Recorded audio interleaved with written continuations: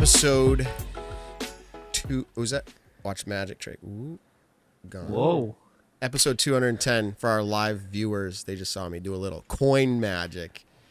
Wow. Episode 210. As I said, the 10s always seem to be special. That's back in the day, way back. This is our 5th season. That was Simon joining every 10 episodes. Since then, Simon has stopped joining, and look what it's done for you, Simon. Good things. Good things. Think of last year. And he's got to win this year. So anyways, we want to shout out our favorite sponsor of this year. This episode is presented by Disc Golf 978. Wow, do we love them over there. In fact, we have a code set up. We love 978. My understanding is, besides all the discs, which we could talk about over and over and over, they have the lowest prices. They have free shipping over $25 if you spend $25 free shipping. But this is getting out of control. They now do banners, tents, tablecloths, in addition to all their apparel, hats. They have like the raised logo hats, kind of like what Josh has on right now for Hooligan and Ben. You got to reach out to them. First available. Ben, why do I always forget? It's first. We're not really advertising. First available printing. First available printing, because it's a play on words for disc golf. So the first. Yeah. But that's a side note, but it is super epic and cool, and it probably would be a benefit to anybody who wants to run a tournament or has a disc golf team or anything like that, and you want the best prices and the best customer service. They're going to be it. So reach out to them. The same people that run Disc Golf 978. And so it's kind of like a combination venture. It's totally worth, like I said, reach out. It's totally worth it. Again, I've talked about this before. Disc golf tournaments. If you're like, hey, I'm not sure if I want to run one, they're going to make it so easy for you that as a tournament director, pretty much all you do is show up and make sure the scores and the rules are being followed. That's pretty much it. They're going to take care of getting you player packs, discounts, funny money, the whole thing. Reach out to them, no matter where you are in the U.S., maybe the world. Reach out and see what they'll do for you, maybe the whole world. I don't know if player packs will go quite as far with international shipping rates, but maybe. We love our international listeners. Totally cool to have everybody here. So Nick's not here right now. If his GPS is correct, he'd join us in about 10 minutes. But Ben's here. Josh is here. Evan's here. I wish I had set up like a sound button for like wah wah wah. Wait, I have that. The end of the season. We've made it to the end of the season discussion, a concluding event. We're gonna talk about that. We got Missy Ganon, we got Casey White lined up tonight. Ganon Burr, boring. No, I'm kidding. We've had him so many times. He won 9 events this year. That was anything but boring, though. I'm sure we'll talk about it. Oh, I know. I can't wait. I was like, thank you. This is what we wanted. Like, super epic. So, anyways, you guys are all here. Ben, you've been busy or not busy? What have you been up to? Yeah, busy. Basically, it's Expo season, so Disc East and Disc South. I'm working hard on them, trying to get some vendors and just spreading the word, especially for the one down in Dallas. So it's any disc golfing this weekend? Man, today, just for those who don't know, Northeast is unseasonably warm. I'm talking like which it is was great. Nearly hot for us, and people will laugh hearing 75. But at this point in the year, that's pretty hot. That's warm. So chat saying I have an echo. Same for Ben, but anyway, we can keep going. That's what the chat's reporting. Sit tight then, because it's not for me. So when you talk, it happens. So just sit tight for a second, because this has happened before. All right. No, when you talk, it's an echo. So sit tight for a minute, because I got to figure out why that happened. This has happened before. Echo. All right, sit tight. I should just play music while we sit tight. Hold on. I'm going to play... we're going to give you sad piano. Let me fix this. Sit quiet for just a second.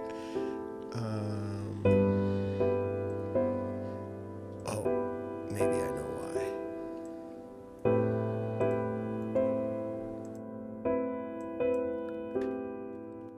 Did everyone fall asleep? Yeah. Josh, can you still hear me? I Yeah, felt I can hear you. And can I just don't know everyone if I'm else hear? echoing. Yeah, there we go. I We was- got rid of the echo. I was apologize. gonna give everybody. a plea to Reddit. Reddit, please. Are we good now? Don't I apologize attack to everybody. us. There's a lot that goes on with this computer in the week, and getting it back to functional is sometimes tough. All right, we're there. All right, Josh, we got go it ahead. all good. So I was just commenting on the weekend. So yeah, let's resume our program. Yeah, 78 degrees here in New Hampshire. You said 75. That 3 degrees makes a difference. And busy over the weekend, but my life stage of ushering around kids in sports. My son and I had to go up for a game in Conway, New Hampshire. If anybody knows, that's it's not like way up north, but like it's up there.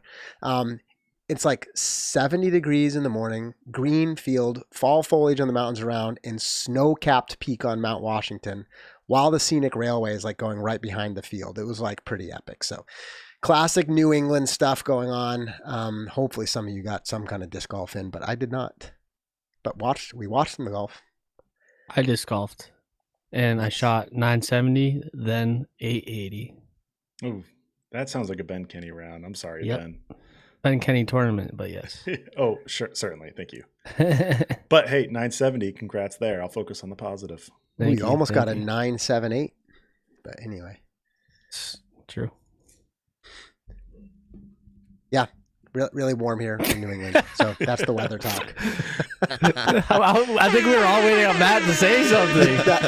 Matt, let's go. Well, Matt's producing all the tech. Yeah. Anyway, really excited about really a recap to the season, and honestly, we're going to be recapping parts of the season probably for a couple weeks. Heading into the off season, I'm going to also just straight up ask the chat and say, we know there are things you love about this show, and guess what, commenters? We also know there are things you hate about this show, which is kind of fun. Literally somebody commented something, and their username is like Prol Troll, like, 1978. Yeah, So it's he's like, in the chat sometimes. Yeah, but it's like, he used to be a fan. with somebody with a name like that, do you actually like take them serious? Anyway, point being is, hey, every time we go into an off season, I imagine we'll think about some things we would also like to adjust, and we are not above hearing from our fans. So speak up, share. We'll filter it out. We'll decide what actually is meaningful or not. But with that, we just finished up the Pro Tour Championship. Evan, you want to walk us through and give us a little quick stats, maybe a couple things from the event, and then in a little while here, we're going to welcome Casey White in. So looking forward to that. Yeah, I'll start with this event delivered. I mean, there was lots of questions from people about the format, it's going to be boring. Ganon Burr running with victories, Kristen Tatar winning events by a mile, all this chatter. And here we are, and we had 4 phenomenal days of disc golf. And it looked like it might have, been starting to become a runaway, especially with Wysocki and MPO. But it, of course, was nothing but that. And it was excitement all the way to the final hole. And so, what a final weekend of Elite Series disc golf to cap off, another great season of all of us loving disc golf. So in FPO, excuse me, Missy Ganon wins her 3rd Disc Golf Pro Tour Championship. This was the first time she won the points title, and then she goes on and wins the Disc Golf Pro Tour Championship for the 3rd time. Just going to start off with this banger. That is now $121,000 and $350 that she has earned at the Disc Golf Pro Tour Championship in her career. That's the highest known total cash earned at a single event in history, mapping what events are what over the years, focusing on, the pro majors and Elite Series events. And out of all the active pro majors and Elite Series events, that is the most cash earned at any event. And you got to think with the number, the large number of money that's given out at this tournament, that has to be the highest, but not saying it definitively. But either way, $121,000 of the Disc Golf Pro Tour Championship in her career. She had a one-stroke comeback over Owen Scoggins in the final round. She was tied with Kristen Tatar, who was also one stroke back of Owen going into the final round, but she goes 9 down in the final round to secure the victory. She wins by 2 strokes in the end over Tatar and Scoggins. and she entered the tournament with a 2-stroke advantage over Kristen Tatar and a 3-stroke advantage over Owen Scoggins. So she certainly needed that points advantage. That win in MVP Open really also helping her a lot here to get this win at the Tour Championship. So that's cool to see, and see the stroke advantage really pay off in an exciting manner. So awesome to see there. She had 22.48 strokes gained tee to green, was the second best in the field, only to Hannah Blomroos, who we know can throw the disc very well. It was double the strokes gained tee to green that Kristen Tatar had, which is notable there because obviously she's a great thrower as well. But Missy Ganon did lose strokes gained on the putting green, which is interesting enough. She's usually a steady putter, but the driving was what won her the victory this week. So what a win. Josh, I'll throw it over to you first. Just reactions of this win from Missy Ganon. Yeah, I mean, it almost feels funny to say big money Missy, because at first it was about, well, she won a big event here and there. And right, remember the whole debate of whether she earned that Player of the Year? When was that? Was that like 2 years ago now? 2 or 3 years ago. But she's continued to kind of remind people why she has that nickname, and really an incredible year. Probably she'd like to make a case. I don't think she would win it, but Player of the Year, I mean, again, not really at the top of the pile, but talk about making a late charge in the season again. Really incredible performance, and I think Missy is one of the best in our FPO game at the moment, and awesome to see. And yeah, when you talk about that big money Missy, it's like sometimes a name like that is risky because you're like, well, can you really always just win the events where there's big money? And she just keeps on doing it, and it's incredible. I think, right, we play the sport for more than just money, but if you're a professional, that is a major part of it. And talk about bringing home the cash. I think she finishes a couple $1,000s behind Kristen for payouts on the Pro Tour and majors this year, which is incredible. No, she ended up passing Kristen with Tatar. this event. With this event, she did, yes. She was the only one to eclipse 100,000. That includes numbers with throw pink included. Kristen Tatar was $3 short of 100,000.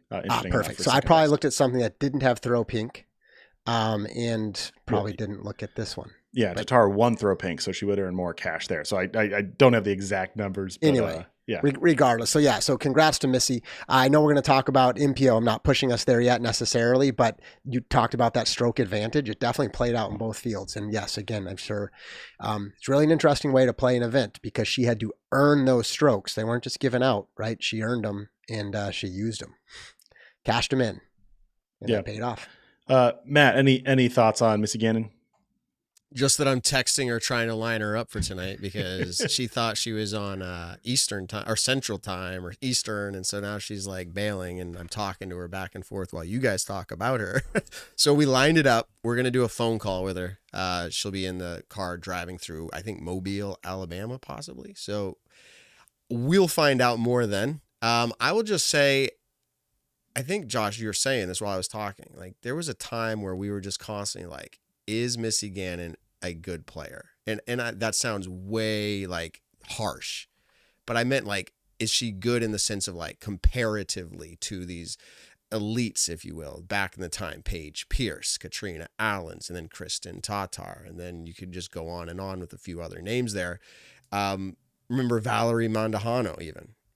But Missy continues to do it consistently to where I used to kind of question some of the way her play style and all that. But somehow, some way, she has dialed it in to where it works for her and it's consistent. So there's nothing wrong with it. I think at the end of the day, if you're consistent and you're winning, keep it up. So congrats to her. Huge. Ben, any final thoughts before we go to Ganon Burr? Big money Missy! All right, well said. In MPO, Ganon Burr completes one of the best comebacks we have seen in recent memory. He was down 6 strokes entering the final round on Ricky Wysocki. They were battling all weekend. Ganon Burr entered with a 1-stroke advantage over Ricky Wysocki. They had 10-stroke advantage and 9-stroke advantage, respectively. He goes on to secure the comeback, goes on to win, which ties the largest MPO final round comeback in Disc Golf Pro Tour history. Paul Macbeth in 2018 Idlewild came back from 6 strokes in the final round, and then also Simon Lizotte at the MVP Open. Sneakily, that chase card win. Remember how exciting that one was. He wins by 1 stroke, which Josh, as you noted, was the advantage, that he had over his Wysocki that I also mentioned just a second ago. So the advantage really paying off here for Ganon. If this was, let's say a normal tournament and everything else happened exactly as it were, which is of course a very big hypothetical situation. But it would have gone to a playoff, and how exciting that would have been as well. Here's the stat to show how dialed these two players were. Ganon Burr and Ricky Wysocki. Ganon Burr led in strokes gained tee to green with 16.49 over the weekend. That was 0.07 better than Ricky Wysocki on the weekend. Then Ricky Wysocki led in strokes gained putting with 7.28.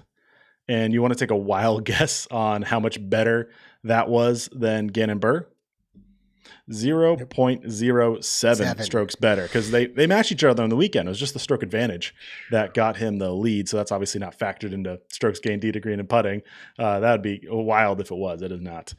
So they were neck and neck in those categories. They were neck and neck all tournament, except for Ricky getting this lead. But what a tournament. Like, this was just like an event for the ages. These two running away with it after the first and second rounds. You're like, oh my goodness, these two are dialed. And then the comeback that Ganon Burr has, just insane. This win gets him to $200,000 cash earned on the season. He becomes the first player to ever win $200,000 in prize cash in a single season from PDGA events.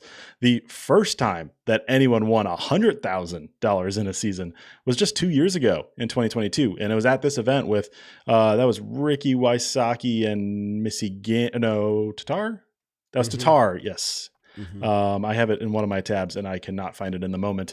But Kristen Tatar, it definitely was, and Ricky Wysocki. You probably knew Paul this. Macbeth. You probably knew this, Evan, but Jay Yeti Redding, Yeti being, obviously his nickname. Yeah. He just posted on social media, my PDGA career earnings, and I'm sure you could pull it up, we're at $199,000.54 as of Sunday morning. And now he's a Hall of Famer, legend in the sport. His whole career, he hasn't even tapped what Gannon did in one season. Yeah. And there's players on the current you could look at. Oh, we got a Nick. We'll get to your event next, Nick. Almost as important as the Disc Golf Pro Tour Championship. But where was I? There's a number of players who are currently on tour who you would be like, whoa, like Ganon Burr won more this season than they have in their career. And that's not a shot at those other players. It's really amazing how much that Ganon Burr has, won, dominated this year, won the events that pay out these huge payouts. Really just, as we said last couple of weeks, just that Worlds win might be biting at him because that number could be a lot higher. But just 2 years ago was the first year where they had 100,000 cash earned in a single season. We are now at 11 total occurrences of $100,000 or more, with Ganon Burr being one of those 11, but now being the first to hit 200,000.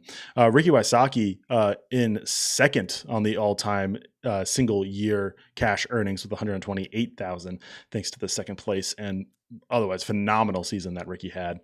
Ganon Burr also has 9 wins on the season for major and elite series events, which ties the most ever in a single MPO year with Paul Macbeth's 2019, that historic run as well. Of course, people remember the 2015 as well, which had 8, but fewer events back in both of those days. Ganon Burr played 24 major and elite series events this year. In Paul Macbeth's 2019, where he won 9, he only played 14 events. And in 2015, he only played 12. And then Ganon Burr has 13 podiums on the year. More podiums this year than Paul Macbeth had events played at a major and elite series events in his 2015 season. But 13 is tied for the most ever in a single major and elite season in MPO. Tied with Ricky Wysocki in 2024, that is. So I think a lot of credit has to go to Ricky Wysocki for what an incredible season he had. But unfortunately for him, this season is going to be highlighted by all right, lots there, and we're getting ready for our next interview. But let's get those reactions from Ganon Burr real quick. Ben, I'll go to you first. First reaction, kid's insane. $65,000 past 2 events. I'd like to make that in a year. Like that made me stoked. But he made it in 2 weeks, so that's That's awesome. And just to see it come from a 19-year-old who's been playing for like 7 to 8 years, it really shows you the kind of what the sport could be if we have more of these quote unquote prodigies and stuff like that, or younger kids getting in the sport and devoting their time to it, just how far the sport can be elevated, because it seems like he's playing perfect golf and no one's really touching him. We'll discuss more later for sure. Matt, I'll throw it over to you. And any thoughts you want to say about Burr, and then you can lead us into the interview.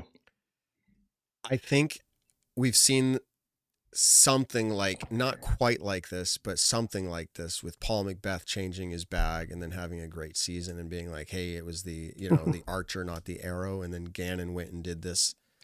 What a storyline it was, leaving Prodigy, like through trying to leave Prodigy and then like ultimately waiting it out and then just doing this. It's got to feel so good to be Ganon Burr right now.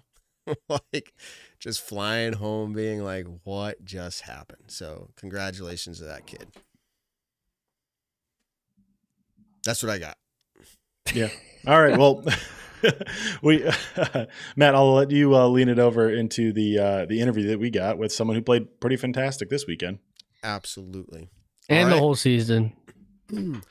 Let's do this. Ben, take it away. Introduce our guest. Now up from Shirley, Massachusetts.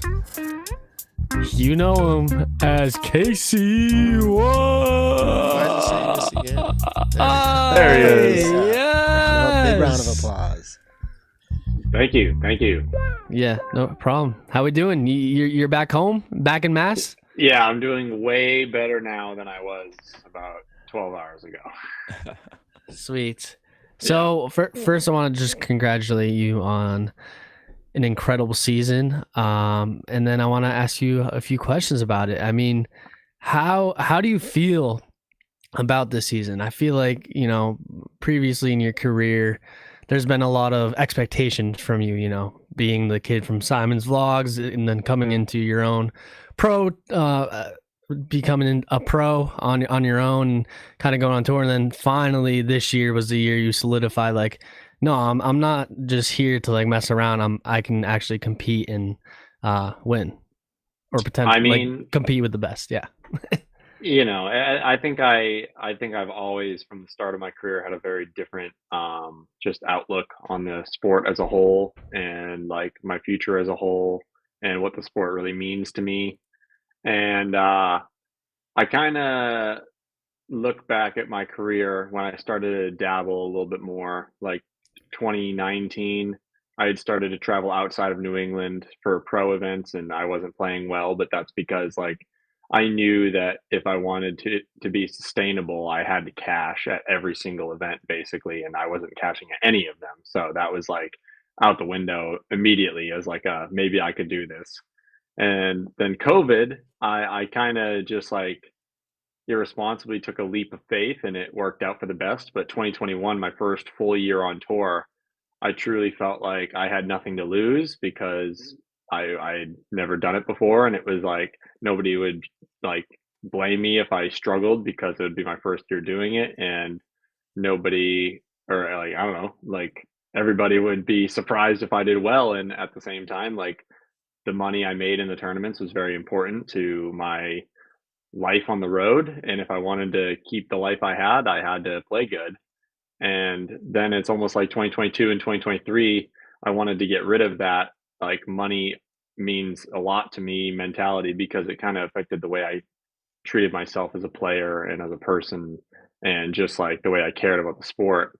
And it's almost like I needed those 2 years of like not playing great, like at all, to feel like I had nothing to lose once again this year. And we actually talked about it when you guys interviewed me on my birthday after Waco, The Last Dance. Watched it right before the season started and took that all the way through to the Tour Championship.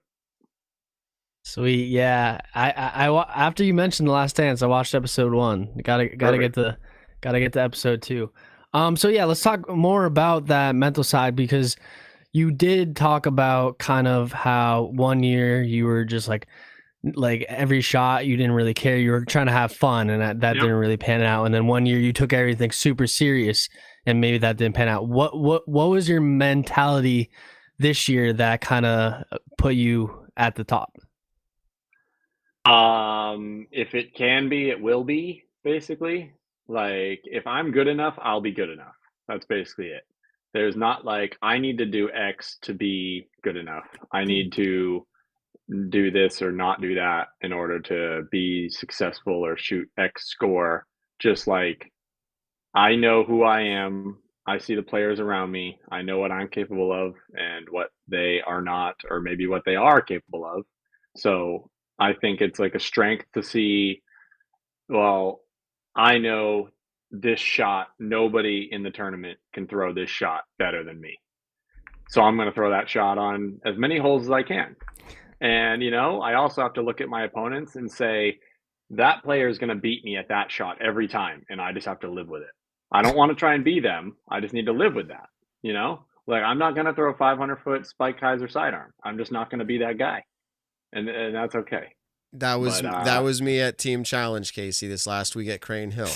Like, I'm just not gonna be that guy. It was many times over. I'm taking notes for our live listeners, or our listeners' post. Sorry, he goes, if it can be, it will be, and I'm just taking notes. Casey White, man, watching you, and this sounds like super cliche and weird, but watching you go from kid to like where you are now, it's pretty cool. Like, I've always thought to myself, what is it like to have somebody grow up in a town, watch them go out on tour and do well? You were like the first to do it. Paul Kranz is out there giving it a go. Next year, I think we're going to see Harry Chase. Like, you've paving the way for New England. It's super cool to have you on the show. Awesome. Yeah. Thank you. It's an honor to be in the position I'm in. Yeah. Josh, you got something? Yeah. So it's interesting hearing your mindset, Casey. Every time you're on here, like you said earlier this year, you could tell like where your mind was at and kind of trying to rationalize everything. What was the future going to hold and how would it play out? And now here we are at the end. It's kind of like the bookends. Yeah, right. And in 2023, you had one top 10, and I'm talking about elite and majors. I know you like to. Yeah, that's the only thing that matters. Yeah, well, I mean, you had a good win at Nantucket. That's all that matters too, right? Yeah, basically.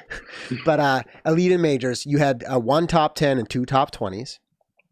And at those events, you brought home $5,923. And like you said, you had to really kind of reframe. It's not about the money. Mm-hmm. But then in 2024, now you had 3 top 10s and 7 top 20s. I think I actually just got my 4th top 10. Yes, I believe you did at the championship. So the stats I'm looking at didn't refresh. Yeah. And so as a result, that brings you in like over 20,000. Yeah. On the year. I did my average of money per event with 4 missed cashes, and I am over $900 per event on average, which is pretty crazy for me to think. Yeah. So when you talk about mindset, and then you just talked about the skills that and right, those are the ones you're leaning into on the course.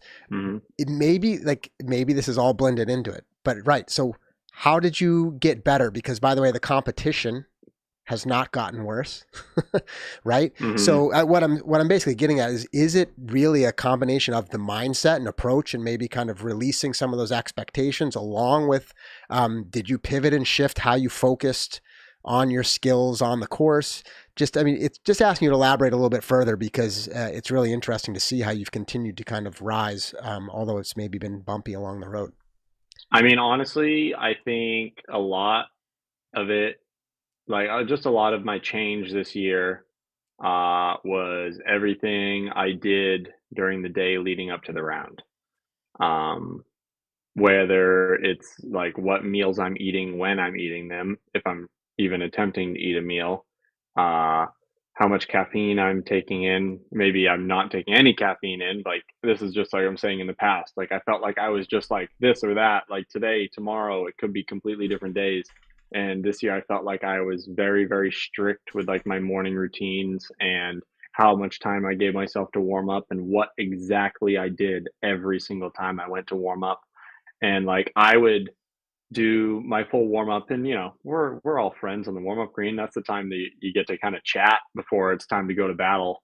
And I would go to warm ups and I'd be like, man, I just feel kind of off, and like I'd walk to the tee pad and be like, man, I just feel kind of off. And then I like just have like this spark in my mind, and I realized I never did my like band warm-ups. I only did like just like the movement, like loosen everything up. I didn't actually like do any like, I don't know, band work, which is part of the everyday regimen. And like just the fact that I was able to like notice those things, as well as when I warmed up properly, I feel great at the end of the round. Like I don't feel like I can go for another 18 like I used to, but like the problem that I used to have in the past was sometimes I'd show up and I'd be like, oh, I guess I have enough time to do like this many warm up throws, and maybe I'll pull the bands out, but maybe I won't because I just don't really feel like it. Well, this year I definitely like every single practice day or every single warm up before the tournament round, I would putt for 5 minutes, 10 minutes. Just I'd throw two, do some like leg stretches, do some arm stretches, throw two more, and just kind of like just ease myself into the day, ease myself into that locked in mentality. And then like by the time I would be throwing into the net, it would be no more than 30 minutes before my tee time. I don't think that anything outside of 30 minutes before my tee time is valuable for me to be exposing or expending useful throws and, you know, energy. And yeah, just like starting slow and basically not actually throwing a full power shot until like my last three that I throw until I'm ready to go for the round. Because that's basically how I warm up for my practice rounds too. I'll throw some softies and then it's like, okay, let me rip one, let me rip two, and then my third full rip will be like my real shot. So just a little more consistency. Yeah, so consistency. What I also hear embedded in that is like you have a lot more experience, right? Like multiple years now. I mean, it's 2024, and that you've taken that experience and have adapted. And for you, that's showing up in consistency, mindset. That's great to hear. Yeah. So earlier you said you have a shot or shots that you feel like that no one else can do.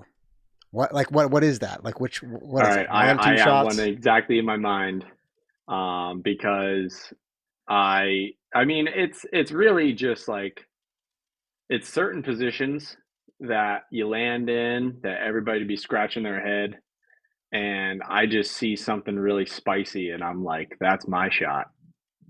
And like yesterday, the one specific shot that I was thinking of, I threw the perfect drive on hole 7 to the point that I could actually like have a chance to make the gap into the green. The gap, it's just a mess of trees, mind you. But the shot that I saw, and I had to go for it because when I get excited about a shot, I just got to do it. And it was one of my most understable mid ranges on that much hyzer. Okay. Sidearm. Big old flip. Sidearm out to the right, late drifter, melt it back into the left, and made the putt for birdie. And it was my first birdie of the weekend on that hole. Okay. Awesome. Yeah, I'm literally sitting there picturing it because at first I thought you were saying backhand, and then you're like, well, and that's what I was going to say though, Okay. is that I then 2 holes later, I take that same disc and I throw it backhand, vertical hyzer flip. It gets all the way to the corner and then just breaks right and cooks its way down the fairway, and I have like a jump putt for eagle. Very awesome. Somebody in the chat, I don't know if they know you or not, they said you're the late turnover king. So yes, I am. That also resonates. That is exactly what I would want to be. I want to be the standstill king and the late turnover king. So, okay. Josh, I'm going to jump in for a minute because you're talking about his consistency and where he's come from, and we're kind of just like, wow, that's awesome. I want to throw a little trivia your way. We did at the beginning of the year for the show, we discussed who we thought and I'll explain this to you, but the pop-off player of the year would be. And this is the player who, according to their average finish of last season, compared to their average finish placement, if you will, of this season, you were so close to being that player. I know. So close. So you took second place as far as pop-off players go of the year compared to last year. You were, let me just put it out loud here. You were, I just had it, but I was looking at some more stats. You were 54th place average finish. Yeah. The face that Casey just gave was so sick. I had 3 tournaments all year. I think I got worse than 54th this year. Okay, so that's what I'm pointing out here. You averaged 31st, which may still not feel great, but that's 23 places. That is 23 places averaging better than last year. And only one other player outperformed that compared to the previous year. Do you know who it is? Yeah, it's Joey Buckets. Oh, a lot of people were saying Joey in the chat. No way. He got like 60th in tour points last year, and he was 11th this year. There's no way he didn't beat that. So he was 43rd place average last year, 43rd. Oh, so he did better than me, but I beat him in the points. Yeah, so he now averaged 26th place. So he did average better than you, but he wasn't as bad the previous year. I have guesses for the other 2 as well. Okay, well, I'll give you 2 more guesses, then I'll give it to you. All right, it's either Gavin Rathbun or Evan Smith.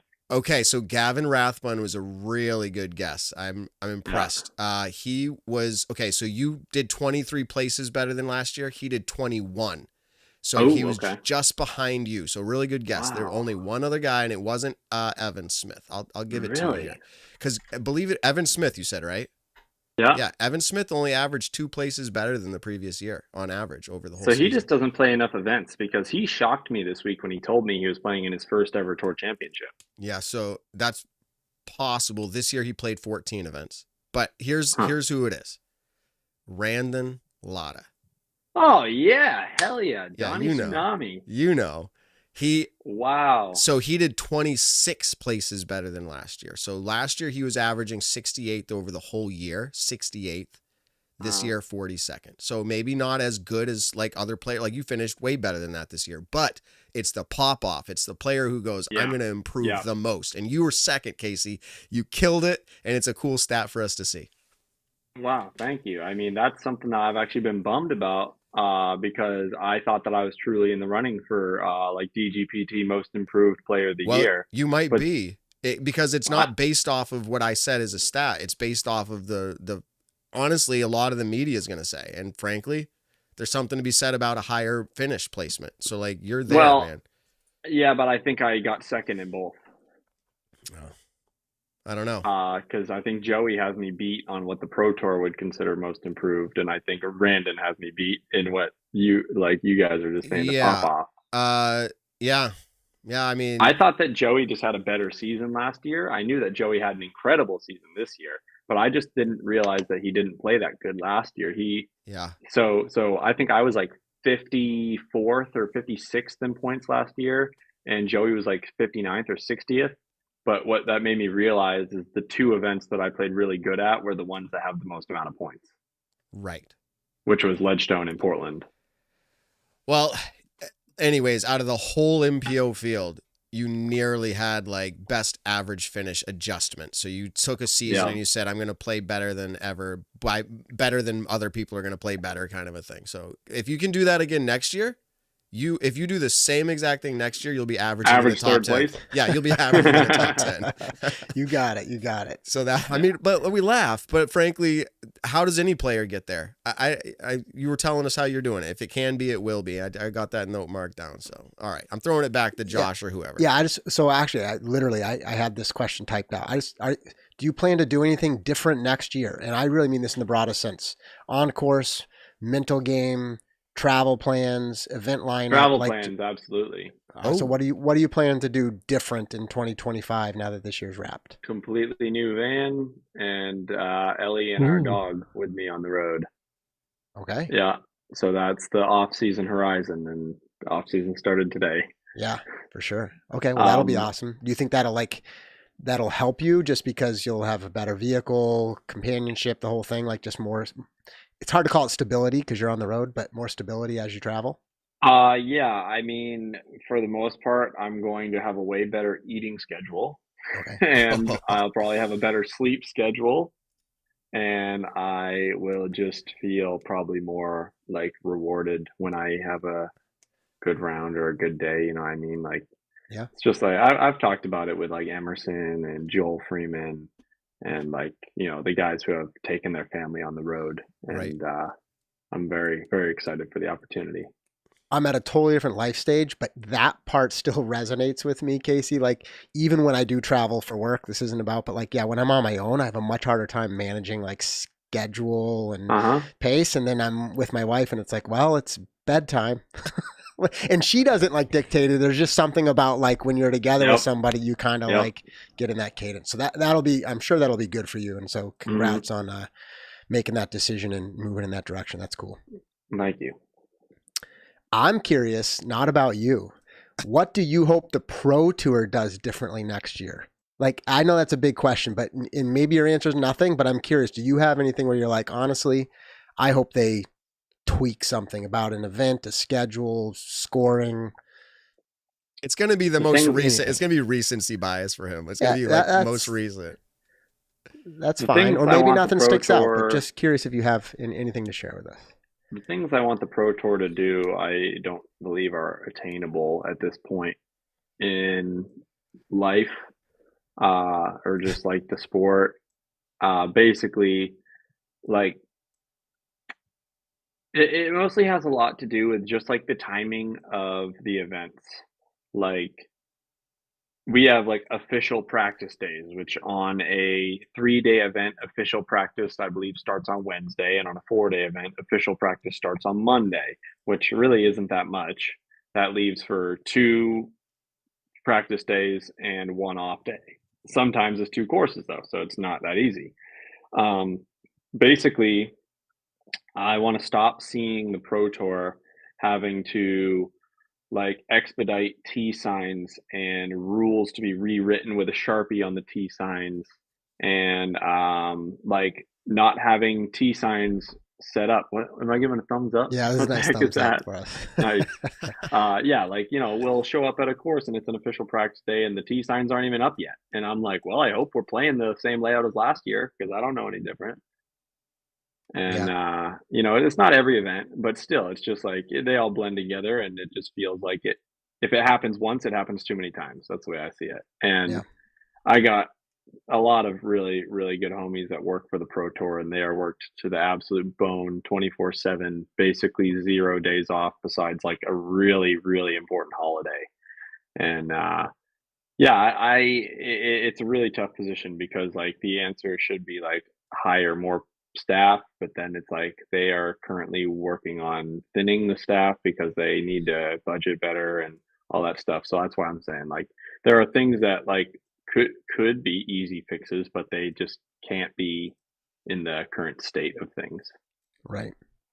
Yeah. Well, that's it's still, we as a sport collectively still need to think about those things, even if we think Yeah. they may not be attainable, because sometimes you have to actually push yourself, again, talking about collective as the sport, right, to figure out new ways of Mhm. doing it. Because sure, you've got to balance budget and cost and demands and all of that, but if you're not trying, you're never going to I figure would it out. I would also think that there is a benefit to rewarding more Europeans for qualifying for the playoffs. Maybe the playoffs turn into like, you know, GMC was 100 and MVP was 80. Well, they should just do like a European spot reserve, because what actually happened this year, now that they melded like the DGPT Europe and the American points and everything like that, there were so many Europeans in the top 100 that never once planned on playing Maple Hill or Green Mountain. Like it was just never in the cards for them. Right. But they were qualified. But like then that leaves like Paul Kranz on the brink of like, oh well, I just need to wait until somebody tells me I can sign up. And then like he's got to like be on his phone 24/7 waiting for an email saying that he can now sign up. Like that's just like, it should be a little more rigid, and I think that it would also just make the tournament feel the way they want it to feel, which is like only the people that are in this top X number are the ones playing in the tournament, which, you know, they haven't been able to pull that off yet because neither year the events have filled since they made it like the playoff events, you know what I mean? And if the top 100 players like can all be at one event, then we should do whatever it takes to make that happen. Yeah. No, that's great. Thanks for reacting. I know we didn't like prep you for that. Those are good observations. I don't need to be prepped for much. Yeah, I know. That's why I threw that question at you. Some pros would probably give us nothing there. So appreciate your perspective. Nick, what do you got? So kind of going off of Josh's question, Excuse me, my voice a little bit raspy from this past weekend. Bear with me, everybody. But speaking of Pro Tour and changes and everything like that, any courses that you would like to see put onto the tour or even taken off? Now, you don't need to go bashing any courses, but like any specific courses off the top of your head that you're like, wouldn't mind if we did not play there next year. Well, I already fished my wish on one of them. They're already off the tour. It was Emporia. I Yeah. haven't been back to Emporia since Worlds. Yeah. So that was a bonus. Just an event I don't have to skip anymore. Mhm. And very happy to see Kansas City put on the map. I think that's a really good opportunity. And I'm just going to call this a rumor just because I don't want to say that it's like 100% fact, but I've heard the rumor that we are no longer playing the Music City course anymore. We're no longer playing Mill Ridge. Apparently, we're on the market for a new course in Nashville. And I have to say, love Nashville, hated Mill Ridge. So, yeah, definitely ready for a change there. Other than that, I think most of the tour is good. If you were to ask me, I'd say turn Ledgestone into 4 rounds of Northwood Black. Agreed. I think just about everyone's in agreement with that one. Yeah.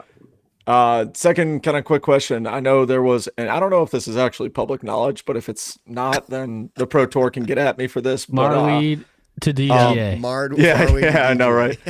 No rumors yet on off-season sponsorships, but basket testing happened recently. Like I said, I don't know if that's public knowledge, Nick, but there was last week we interviewed Jeff Spring on our show, Nick, last week. Oh, about perfect. This. Okay. Did you get a chance to go show how much I listened to the show? We literally Did you get a chance to go and test baskets? And if so, what are your opinions? That's funny. Yeah, so I did. I tested on Tuesday, and it was not at all what I expected, but I did get, for the most part, what I was expecting, which was I was getting to see baskets I had never once putted on before.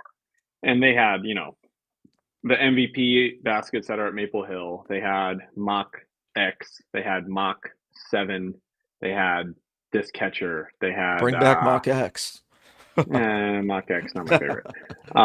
But the point is, they had at least 4 new baskets that I had never putted on before, and those were the 4 that I wanted to test because I had a schedule that day, and Simon and I were sharing a rental car, so I had to just kind of putt as many as I could and then run to practice.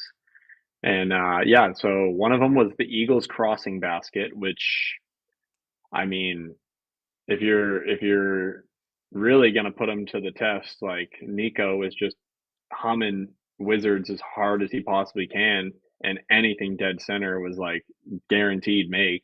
But at the same time, the chain links are like the size of my finger. Wow. Like that big on the inner. On the inner, they're that big, and on the outer, they're like normal chain links. Okay. And then the Gateway basket, which was like almost an identical model. The difference is that the Gateway basket on the cage has the nub that like curls over, and the Eagles Crossing basket didn't have the nub. So kind of weird, but at the same time, both of them, I was very impressed. Definitely not your typical disc golf basket. It doesn't look like what you know and love as a disc golf target. And like, if we were to ever see an event on tour with those, you would definitely see people being like, whoa, I've never seen a basket that looks like that. It's just a wall of chains. Yeah. Now, as far as a traditional basket is concerned, like the other one I put it on was the new upgraded Disc Golf Park basket from Discmania, which they finally added a second ring. So Meadowbrook has these baskets, and instead of the single ring that just gets like scooped up when a putt is hit hard and tends to spit dead center and whatnot, they added a second ring, and I think a little more durable chains, and also smaller diameter pole. You wouldn't think that would make a big difference, but like compared to the way I putt on the baskets at Meadowbrook, which is like typically pretty nervy and scared of spit out, I was just, it's just basket testing. I'm firing these things in there. I'm seeing what these baskets are made of, and very impressed with the upgrade that Discmania made. And the last one was the RPM Helix, and that's the one with like the Taj Mahal kind of cage that has the rounded it's not a Taj Mahal, but it's got that look to it with the round cage. Yeah. Taj Mahal. Except the new Helix, the Helix 2.0 has a band instead of like a chain star top or whatever you call that, a DGA top. Yeah, I gotcha. Yeah, cool. Oh, another thumbs up, I guess. Yeah, there's another thumbs up. Nice. And this is my last. This is selfish, but what's it gonna take to fly you down to Alabama and come check out and film a video over at Cactus Rock? Dude, I would love to, but like, can you wait till January? Yeah, we can wait till January. Okay, because I would love to. I'm definitely like somebody who at this point in my career, I want to give the courses that I've never played before the best possible chance when I first play them. So like, I would rather just wait until the course is done and ready to go to the show, rather than be like, oh, well, we still got to cut this tree. And because that's kind of the experience I got with Eagles Crossing. Like everybody's like, oh, what do you think of Eagles Crossing? I'm like, it needs work. It's not done. And the tee pads and baskets say it's done, but the fairways don't necessarily, at least like not every hole. Yeah. And so basically I just, I'm totally down. I've been really wanting to get down there as is. It's a badass place. I think it's a course that you would absolutely love. Sweet, technical, awesome, great shots. So, but I know we were talking about this past weekend. I was down there and we were talking about with the guys on who we wanted to try to get out there and, just shoot some content, but also get some good opinions on everything. And your name was one of the first ones that I thought of. So cool. Just wanted to air it out there.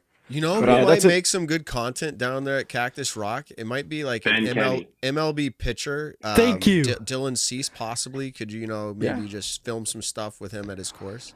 I don't know if he would want to film some stuff at his course. You can see by his round that he played this past weekend, but he'd have a good time with it. So. Oh yeah, but Casey just offered up Ben Kenny. Let's get Ben. Ben does the world know your new travel arrangement?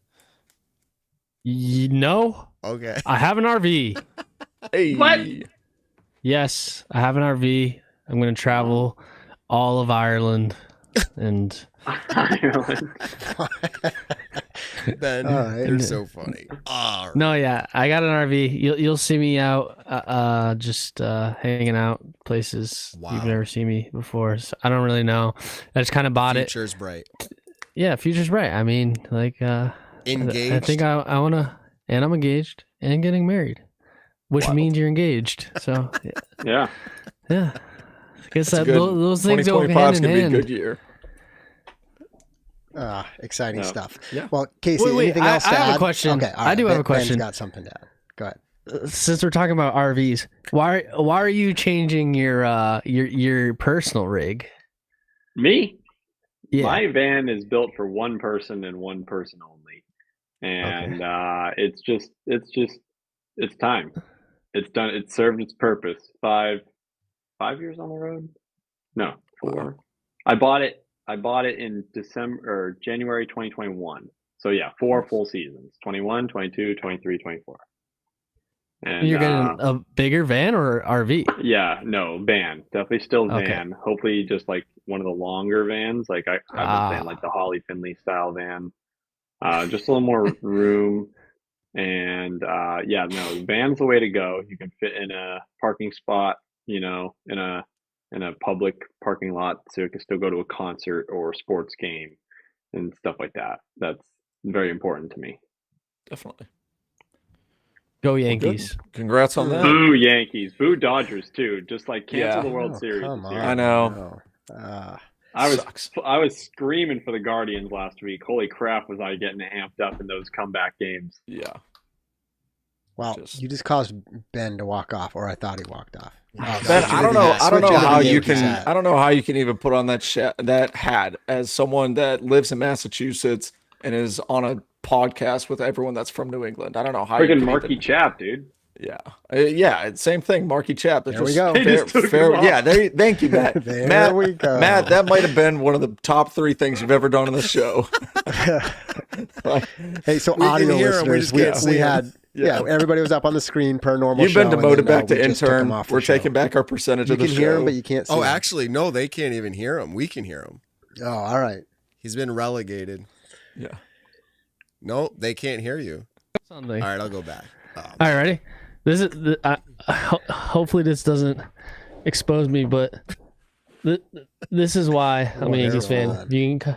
Oh wait, there you go. This is why I'm a Yankees fan. Your In the camera left, quality, man.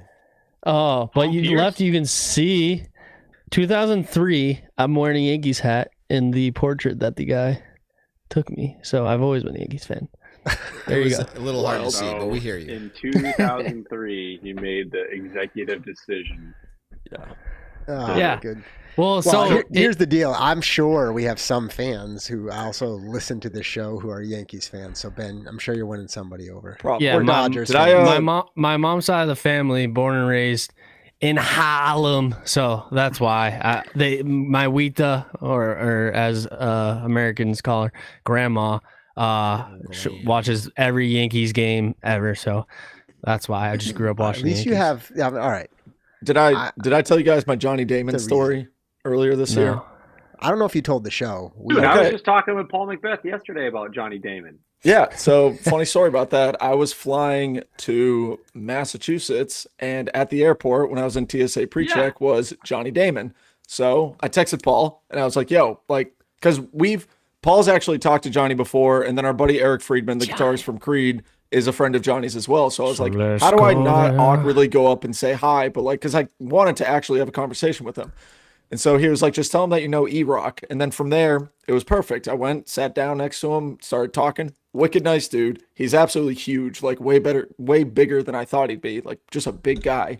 Like And Tubby? we were having casual conversation. I was like, yeah, man, I used to be a huge fan of yours back when you were with the Red Sox, 04 season. I remember watching Used to every be. single game. I used And then to be. it kind of, well, so That's it the took one him, it was. it took him like 15 seconds. He's like, well, what do you mean used to be? Yeah. And I was like, bro, you Yankees, went to the bro. Yankees. You did the Yeah, ultimate dude, you were betrayal to a done. Massachusetts fan, like Boston Red Sox fan, Celtics fan, Bruins fan. Like you did the ultimate betrayal that you can do in sports. And so he was like, oh not man, his you're fault. from Worcester, Massachusetts. That's so cool. He's like, my drink company is out of there with Polar Beverages. Yeah, He yeah, has yeah. A-game drinks.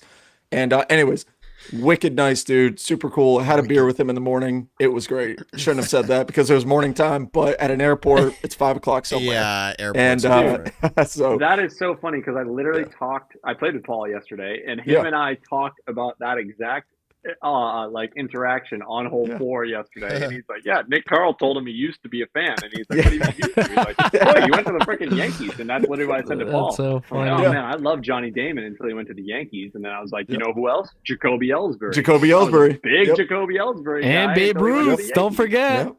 Yeah. the Babe. Oh No. Oh no, I gotta Hold on, get Evan back in. Hold on. Evan's our sport. Yeah, No, Evan's you gotta our replace baseball Casey. guy. Yeah, get Ben out of here until We'll he just takes go that full hat off. screen. Evan just no. jumped in our ears. Evan. All right. All I'm saying is I can appreciate Johnny Damon and Jacoby Ellsbury for both getting that bag, making a ton of money from the Yankees, and pretty much doing nothing afterwards. So, like, go to the It's true. Yankees. That's You are okay. wrong Take all about their that. money and then Just just don't don't play do good. anything.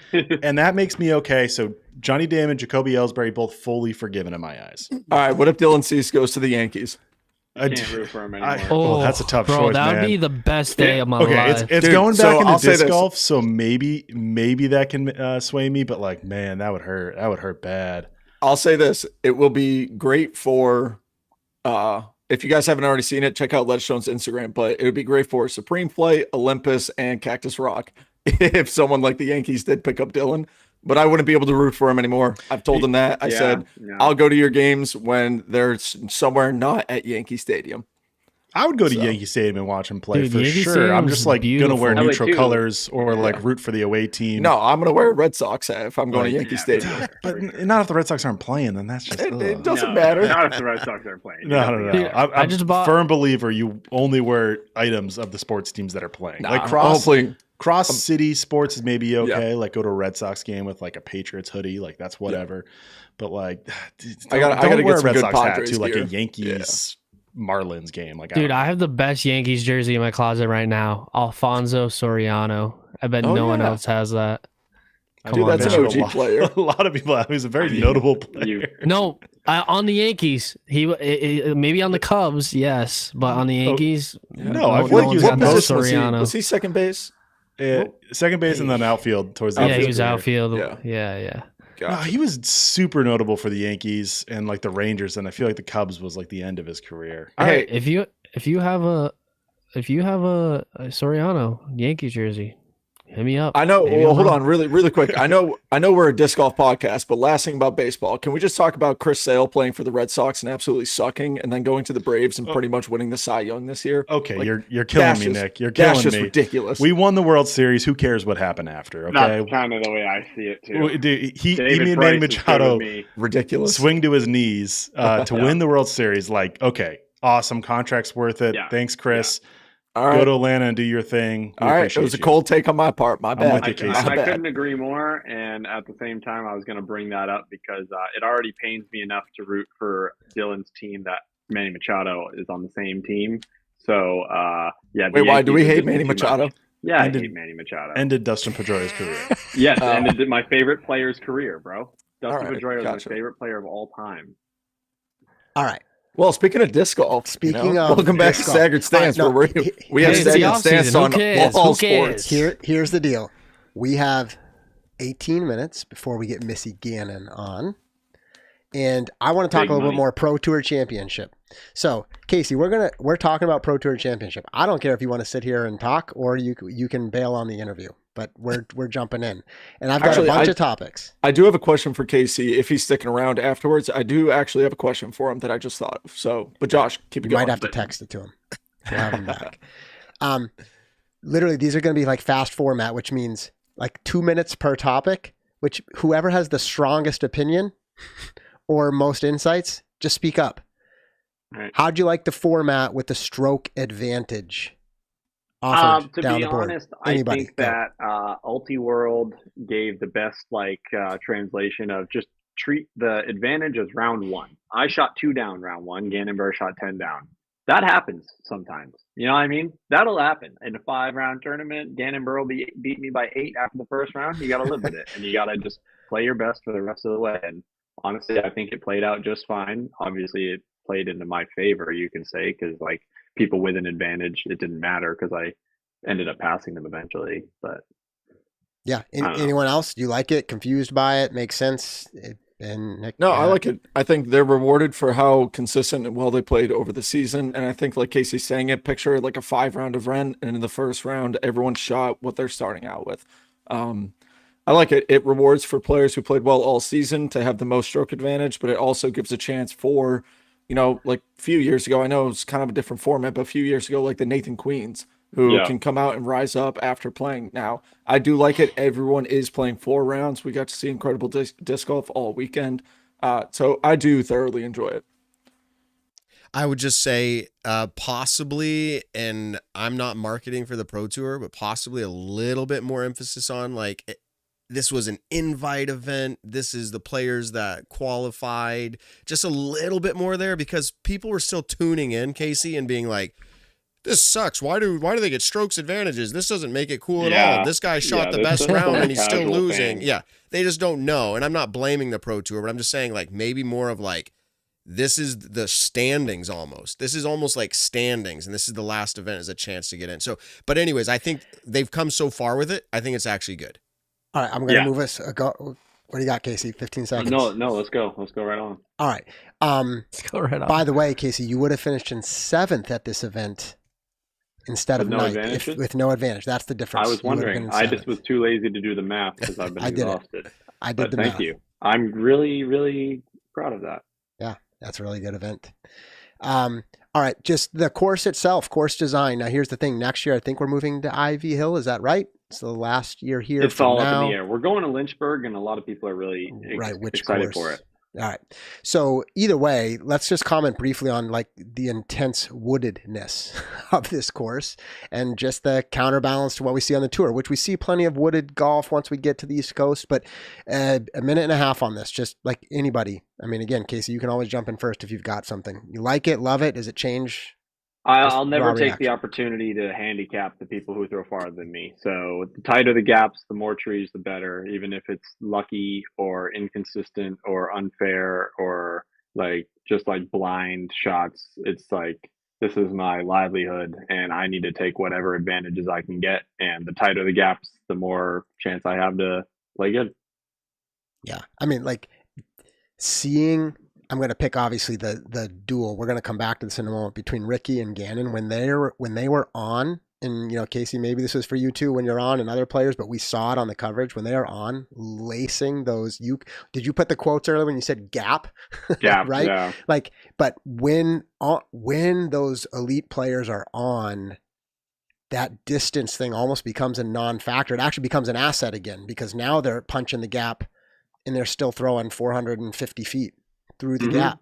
Yeah. So anyway, it's fun to watch. Nick, Matt, anything else on heavily wooded course? It's fine if not. Nope. I'm a huge fan of heavily wooded courses. I know they don't fit as many spectators in the film as well, but when it comes down to it, I'm a big fan of them. So keep as many of them on tour as they can. Yeah, well, Northwood Black, right? Oh, you just reminded me. One tournament that I'm really excited got rid of a course, Lake Waco. No longer on the tour. Couldn't be happier. Sick. I can sign up for Waco again. Yes, you can. All right, cool. So talking about all the trees, and then we see, I'm putting quotes around this, an artificial tree, which is not what it really was, but come into play on hole 18 in the FPO. Here we are actually playing in, is it a soccer field, Casey? That's what it appears it's a soccer like. Field. Okay, and obviously it was it's an lined. active soccer field, mind you. People were still trying to play soccer on the field during the event. Yeah, nothing like a championship event. But anyway, I'm speaking of I'm just looking for raw fun reaction here. We see Own play a great round and then totally shank that upshot and kick. Again, I'm joking calling it a tree. It's an electric pole, right? It's a light pole, whatever it is. Yeah.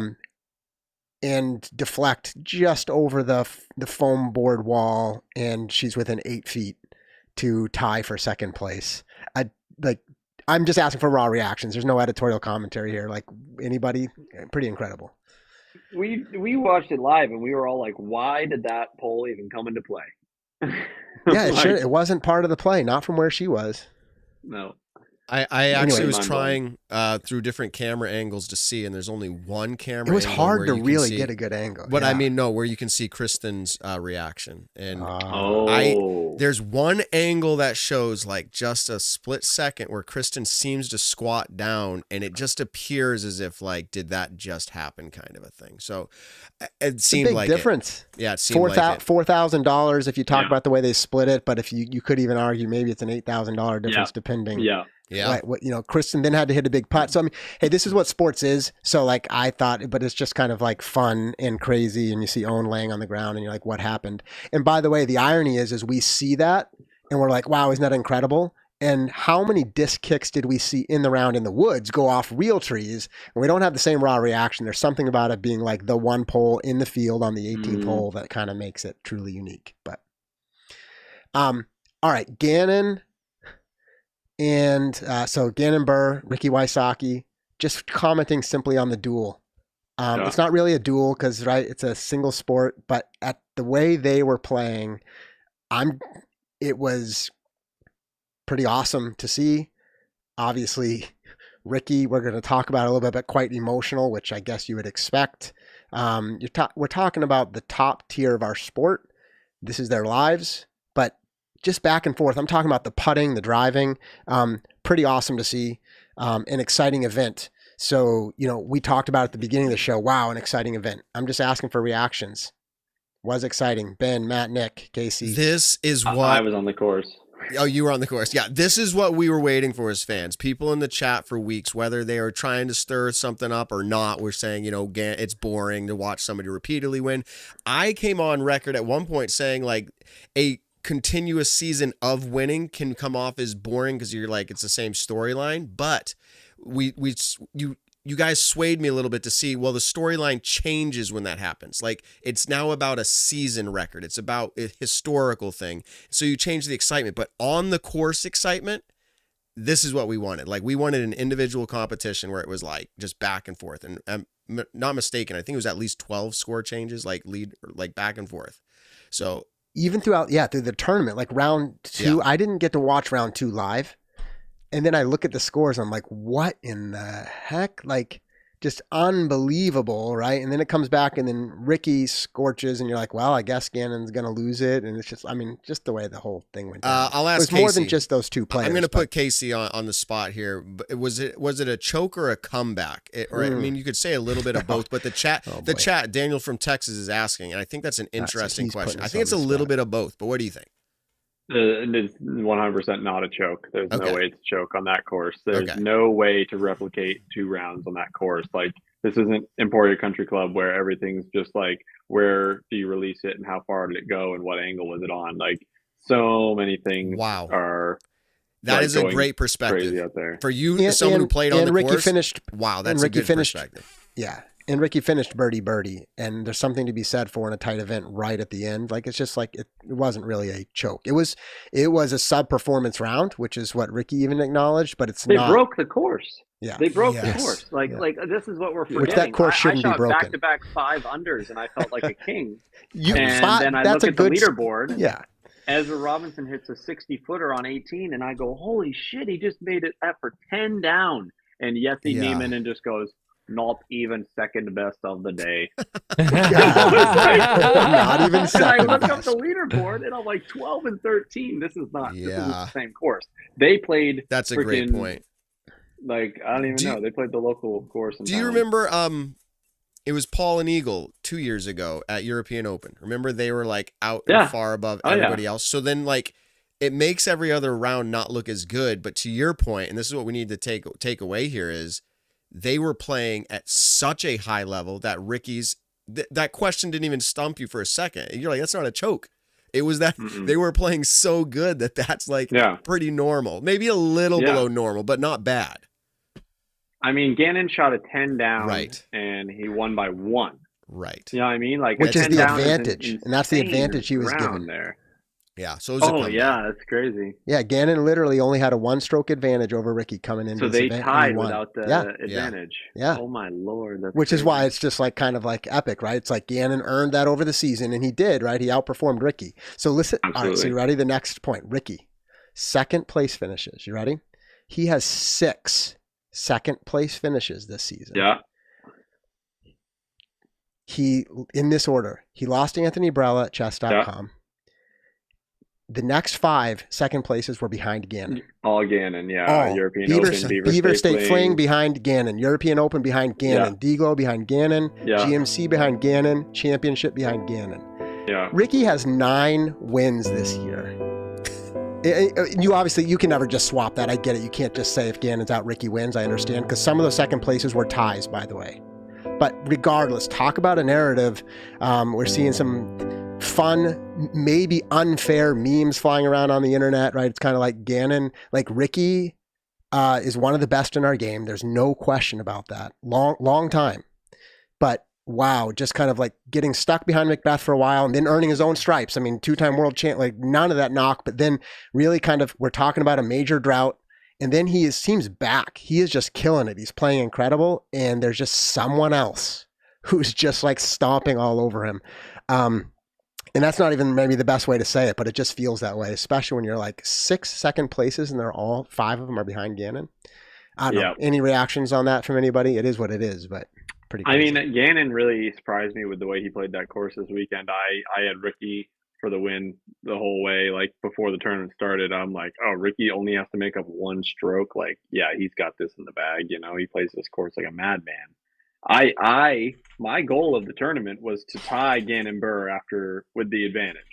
Like, I want to beat Gannon by 8 after 4 rounds. And that was like my goal. And I just said, if I can be tied with Gannon with him starting 8 strokes better than me, then I'll probably place pretty well. And he just played really good. Yeah. Pretty ridiculously incredible.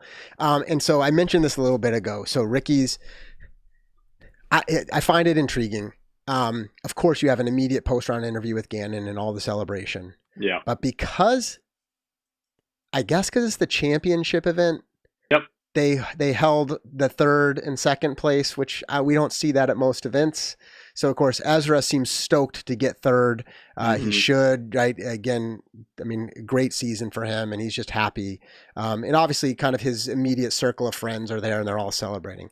And then you have Ricky come up, and man, that's a hard moment. And so I see both sides of this. One is like, we sometimes forget that I think they are putting literally 100% of their mind and heart and soul into that event, especially that way. And then it's no more than like 5 minutes, and they hand them a live microphone with the second place. And again, the second place is the 6th time that's happened this year, 5th time behind Gannon. And it's kind of like, and he got second in the point series. Yeah. And it's like, it's like, what do you want to say to everybody? So like, I almost don't know if it's like fair. At the same time, like, it's also a little bit slight cringe with the way he responds, but then I immediately dismiss it and be like, I actually maybe appreciate the authenticity, because he wasn't rude. How do you respond? If you can paraphrase it, you can see all the emotion on his face. He's not just sad; he's angry. He's more or less. He's like, frankly, I don't have anything to say. I'm really disappointed. He's like, I don't have anything good to say. This sucks. He did say Gannon played great, but you could just see he was perturbed. He was basically had no other thank yous. He would rather have been anywhere but that moment right then and there. Yeah, like I was going to say, so typical kind of second place award speech in the sense of like, but even more dramatic, more than we've seen. Nick, I wanted to say, I think that they do the award ceremony for the point series at the end of the MVP Open. Yes. And they do third, second, first, and it feels like everybody's happy to receive. Yeah, because it's a season-long culmination. You know what's coming. And then it comes payday, and everybody's sour. You know, like you can get some sour folks, but like basically when it's the season culmination, we're setting themselves up for the tour championship. You know, Gannon starts at 10 down, Ricky starts at 9 down, Niklas starts at 8 or whatever it was. I don't even remember what it actually was. Yeah. The point is that everybody was all like, yes, I'm so proud of my third place finish on the year, like whatever. And then now it's actually like the money's involved and the season's over. So other than that, he was definitely sour. My take is, you wish it could like look better, but then I actually think I liked the authenticity. Rick was not blatantly like rude about anything. He was just like fed up with the interview, and I'm kind of like, I think I actually kind of liked that moment. Do we ever see this at the Olympics? I actually don't think here, Matt, I don't think I actually want that moment to happen. I don't want them to stick a microphone in their second place finish in that context, but once it happened, I kind of like the way it played out. I don't think anybody that didn't get first should get a microphone. They can say the name out loud. Like Ezra Robinson should have been there, very close, and they say third place, would like to congratulate Ezra Robinson, and then he's right there. He's like, yeah, woohoo. And then they're like, in second place, Ricky Wysocki, and they're like, oh, Ricky's gone, but let's give it up for Rick. Is Ricky putting that trophy on his mantle, by the way? No, he's probably throwing the trash already. Yeah, he smashed it. Yeah. I think kind of my take on that is, if you had given Ezra a mic, which maybe they did, I didn't watch the awards. They did. He was just so happy. Thank the sponsors. I was going to say, so like that's someone who's probably ecstatic that he got third place. Incredible season. He just beat his brother at the Pro Tour finale. Like little things like that. The dude is probably ecstatic. Now you get Ricky, who did blow a 6-stroke lead. Now say Ricky never had the lead once during the tournament, still got second place. I bet you Ricky says, this is kind of how my year went. It was very, very consistent, but couldn't pull off some of those big wins. But because he played so well until the final round, it's the way he lost. 6-stroke lead in the final round. All of his emotions exploded. Let's talk about me and Ezra. Like Ezra got third, I got ninth. I was probably just as happy as Ezra to get ninth. Yeah, you know what I mean? Context is everything. Context is everything. With my best round, I shot my worst round in round 3 and made a big comeback. Now, you tell me that I'm going to shoot 8 down in the third round and 1 over in the final round, I would have been like Ricky, pissed that I got 9. Yep. Yeah, moving down a leaderboard, like moving up the leaderboard into third place, into second place is a great feeling. Moving down from first or second to third or fourth or whatever, to second, third or fourth, it's a horrible feeling. It literally, it's the same, I think, for any competitive person in any sport, especially disc golf though, because we're talking about it. But like, me, myself, and I've lost numerous playoffs, and that is like the worst feeling in the world. Getting second place in a playoff, it sucks. Now, these guys are obviously doing it for, that's a $15,000 pay difference, if I'm looking at it correctly, right? Yeah, $15,000 pay difference. And not that that's like, that's huge money for us. Deal. It's no matter what. Everybody wants that one paycheck. Yeah. Yeah. All right. Here's because we have another person coming on. We got to bail lines, Casey. We always love having you here, and I think our live chat always likes it more. In fact, they're trying to vote us off and vote you on, but I'm not sure that's an option. But anyway, we do have to drop you. But literally, thank you. We love watching and seeing how it plays out. Boom. What's up, Casey? Kicked them off right away. I swapped it too early. Yeah. All right, later, Casey. See you later, brother. We can hear to, Casey, but on screen I swapped it out too soon. He was still saying bye. He was saying how much he loves it. Oh, I didn't get to ask Casey my question. All right, I'm gonna go ahead and call Missy. You guys can lead into it. Yeah, call Missy. Okay. So Ben, my last topic. Do you like the Matt Schlabach eyes on live coverage? You a fan? You're asking me? I think it's funny. I don't know. I think it's funny, but I also see the other side of it too. I don't really know. Yeah. Is the chat hearing Casey? Because Casey's agreeing with me. Yeah, it's like if it was me and it was like I think it would just is hilarious, but I think I also get like Jeff Spring being like it kind of makes disc golf look like, you know, not as serious when the cat. Imagine Tiger Woods about to win a major championship and his cat's just. Dude, but that would be hysterical, though, would it not? Like that would be. Like I mean, but like if that's what you want, we'd be like, what just I don't happened? have a problem with it. I think it's his thing, and yeah, until people tell him to stop, then see. I brought it up. Ask Evan. It's like Matt. Ask Evan, the PDGA official here. No, hold on.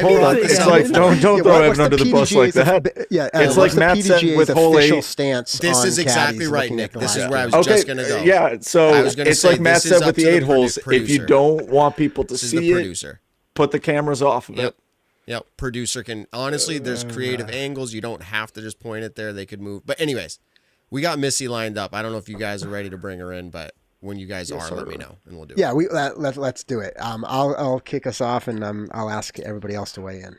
All right, here we go. Let's bring to the show Missy Ganon. Let's see if I pulled this up right. Actually, we're gonna do a live call. I don't know if I have the visual on screen, but Josh, we should be able to hear.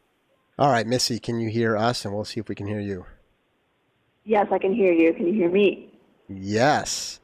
I think this is your fourth time on the show this year, which is obviously not your goal, but it usually means you're having a pretty successful year. So congratulations. Topping off an incredible year. I know you already know all these stats, and I'm not going to run them down, but at this championship event alone, over 121,000 in 3 events. And Evan with PDGA and Stat Mando told us that of any event in history, this is the highest that any one player's ever been paid via one event. Meaning like at this event, you continue to rack that up. No one else has done that at any other event. So just simply, I want to ask, is this your favorite event? And by the way, it's fine if your answer is no, but like, is it?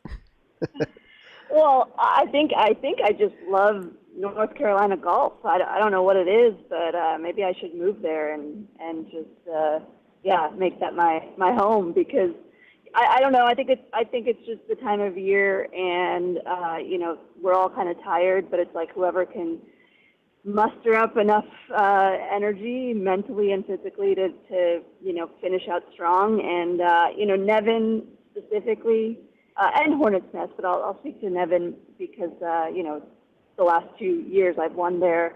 It just literally shapes up perfectly for my game. I just love playing in the woods. Yeah. Well, we have seen that. Definitely some strong year-end finishes multiple times now. And we're not going to, beat this in, but I remember when we first started about the nickname Big Money Missy, and then it kind of was like, maybe it actually was based on fact, and it kind of just keeps piling on. But I think it's like fully entrenched now, regardless of what you do from your career. Like, you locked it in. Really, really awesome way to finish the season. I want to just ask, so like this is the off season as we're calling it that. What are your plans transitioning into the off season? Anything big, or is it all about rest, or anything disc golf related? Yeah, well, obviously rest sounds really good about now. I'm currently traveling back down to Florida, and yes, the off season has officially started. But yeah, I think I'm just going to take some time to chill and enjoy sort of the stability of regular, home life, and then kind of ease back into the sort of grind of making sure that I'm staying active, and putting and throwing when I can, and I do want to implement a better, a more structured workout plan this off season, and so yeah, there are plans for the off season specific to disc golf, but for the most part, I'm looking forward to taking some chill time for at least a couple weeks, maybe a month or so. For sure. Well, it is a grind. We use that term. So yeah, Matt, what do you have? Yeah. Missy, you're Yeah. probably still, kind of processing a fair amount of even just the last day or so. So like we ask these big questions and you may not be prepped, but maybe you can just talk through it. Like where does this season rank for you in your career to this point? I mean, you've had some big wins, but this is a lot of money. It's some other titles you haven't won before. Like, would you rank this as your biggest season?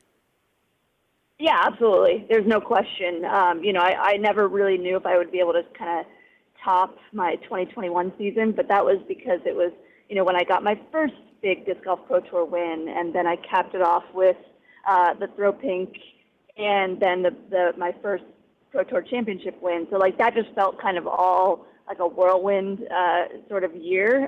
But obviously now that I'm farther into my career, I can't. It's indisputable that having 6 wins and which includes a major. There's no doubt about it. This is by far my best season yet. Okay. The chat's coming in with questions. We've got a whole bunch of different thoughts as well. What's the event out there that stands out to you as the one that got away? Any this year? I know it's kind of like, man, we're talking so positive, but is there anything that you're like, hey, that one event though? Like, I'm sure you're satisfied with it being your best season, but like, is there one that stands out to you?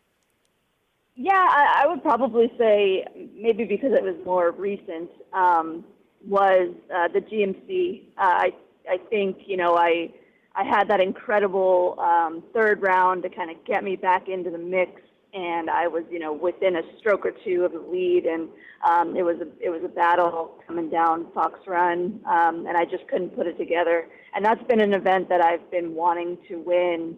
I just feel like I play really well out there, specifically at Brewster Ridge, which is not a surprise, being that I love the woods, but. Yeah, I feel like that was kind of one that got away from me more recently. But I don't know. I guess I didn't really know what to expect from Worlds this year. So before Worlds, I was really, really focused on that being my next, big goal. And knowing a little bit about New London, having never played it, but knowing that it was, again, a nice wooded course, and obviously Macbeth had a hand in helping design that course, so I was really excited about that, and I loved it. But on the contrast, Ivy Hill was I just wasn't really prepared for that course, I don't think, and it was a course that none of us had seen before, so it was I think kind of a learning experience. But yeah, I mean maybe that one as well, but that's more so because I just feel like that's the next thing that I have. That's a goal of mine, is to be a world champion. So, yeah, I wouldn't say that it got away from me, but it was certainly on my mind this year as something that I wanted to win. Okay, moving into another conversation that you don't really have any say in, and neither do most of the players, except for your competition on the course during the year, but is like player of the year talk. That's between the PDGA having a point system and the Disc Golf Pro Tour doing a lot of voting between media, some fan votes, some staff. What do you think? Do you have any dog in the race for any of those player of the year talks? I mean, I feel like I certainly should be in the conversation. I think it's easy to kind of just just go straight to one person, specifically Kristen Tatar, and she had an incredible season as well. So I'm not disputing the fact that I think that she is also very much in that conversation as well. It's quite obvious, but I think I've seen a little bit of people just sort of dismissing the fact that or just saying that there are just no other people that should be even considered is kind of mind-blowing to me. But, I think that it's not as clear-cut as I say it would have been last year, that it was last year. And so, I think that there is certainly some, even other than me, I think there are certainly people that could be in the conversation. But like you said, PGA is purely points-based, so there's really just no disputing whatever that, shakes out to be. It could also mean that I stack up a bunch of A tiers at the end here, and then if I were to get Player of the Year through the PGA, I'm sure a lot of people would be kind of mad about it, but that's how it works. You know what I'm saying? Are you considering that? I mean, I forget who it was. Wasn't it Katrina that used to do a fair amount of A tiers? Are you considering doing that? It is in the back of my mind. Okay. I don't know how many I would have to play, and I think that that's going to be a scheduling thing that I'll have to sort of look at over this next week. But yeah, possibly if I'm feeling ambitious enough, I think that would be honestly, I kind of want to just do it because it would be funny to just like game the system like that, because that's what they've provided. It's set up, yeah. Yep, it is what it is, and nobody could dispute it because that's how they run it. So exactly. Anyway, yeah, it's something small in the back of my head that I'm contemplating, but I haven't made any official, plans quite yet. Yeah, disc golf money. Missy, big money, Missy, disc golf money. It all kind of goes together. And Ganon Burr, $200,000 this year. You not doing so bad yourself in disc golf. The amount of money has gone up so much over the years. Talks about sponsorships, and we reached that plateau, or we're plummeting down the other side. Big deals won't be the same as they used to be. Just money in the sport in general. Are you satisfied with your, I don't mean to ask this in like a negative way, but your living condition, the way you're living disc golf, is it sustainable? Are you happy with it? And do you see a long future? Yes, I think I do feel like I have been quite fortunate in not only, my own abilities to perform at a high level and supplement my income with just purely my play. But, I have really developed such a great relationship with Discraft among my other sponsors as well, that, they saw the value in me, and, I feel like I continue to kind of prove myself year after year, and they see that as well, and they respect that, and they really are just such great supporters of me, and I think that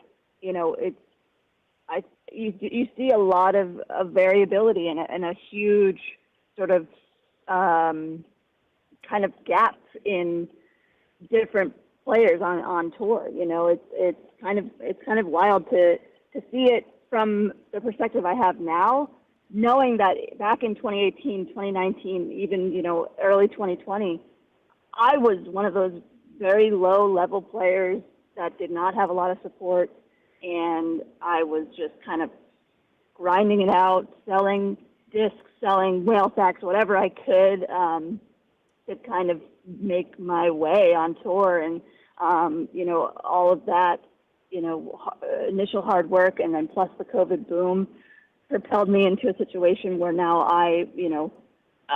back then Paige Pierce was helping me with my entry fees, and now I'm in that position where I want to help these people that are coming on tour that I remember being in their same shoes back then, and so it's kind of wild to reflect on that, and I think that's what keeps me kind of grounded and still grinding it out and not giving up just because I feel comfortable.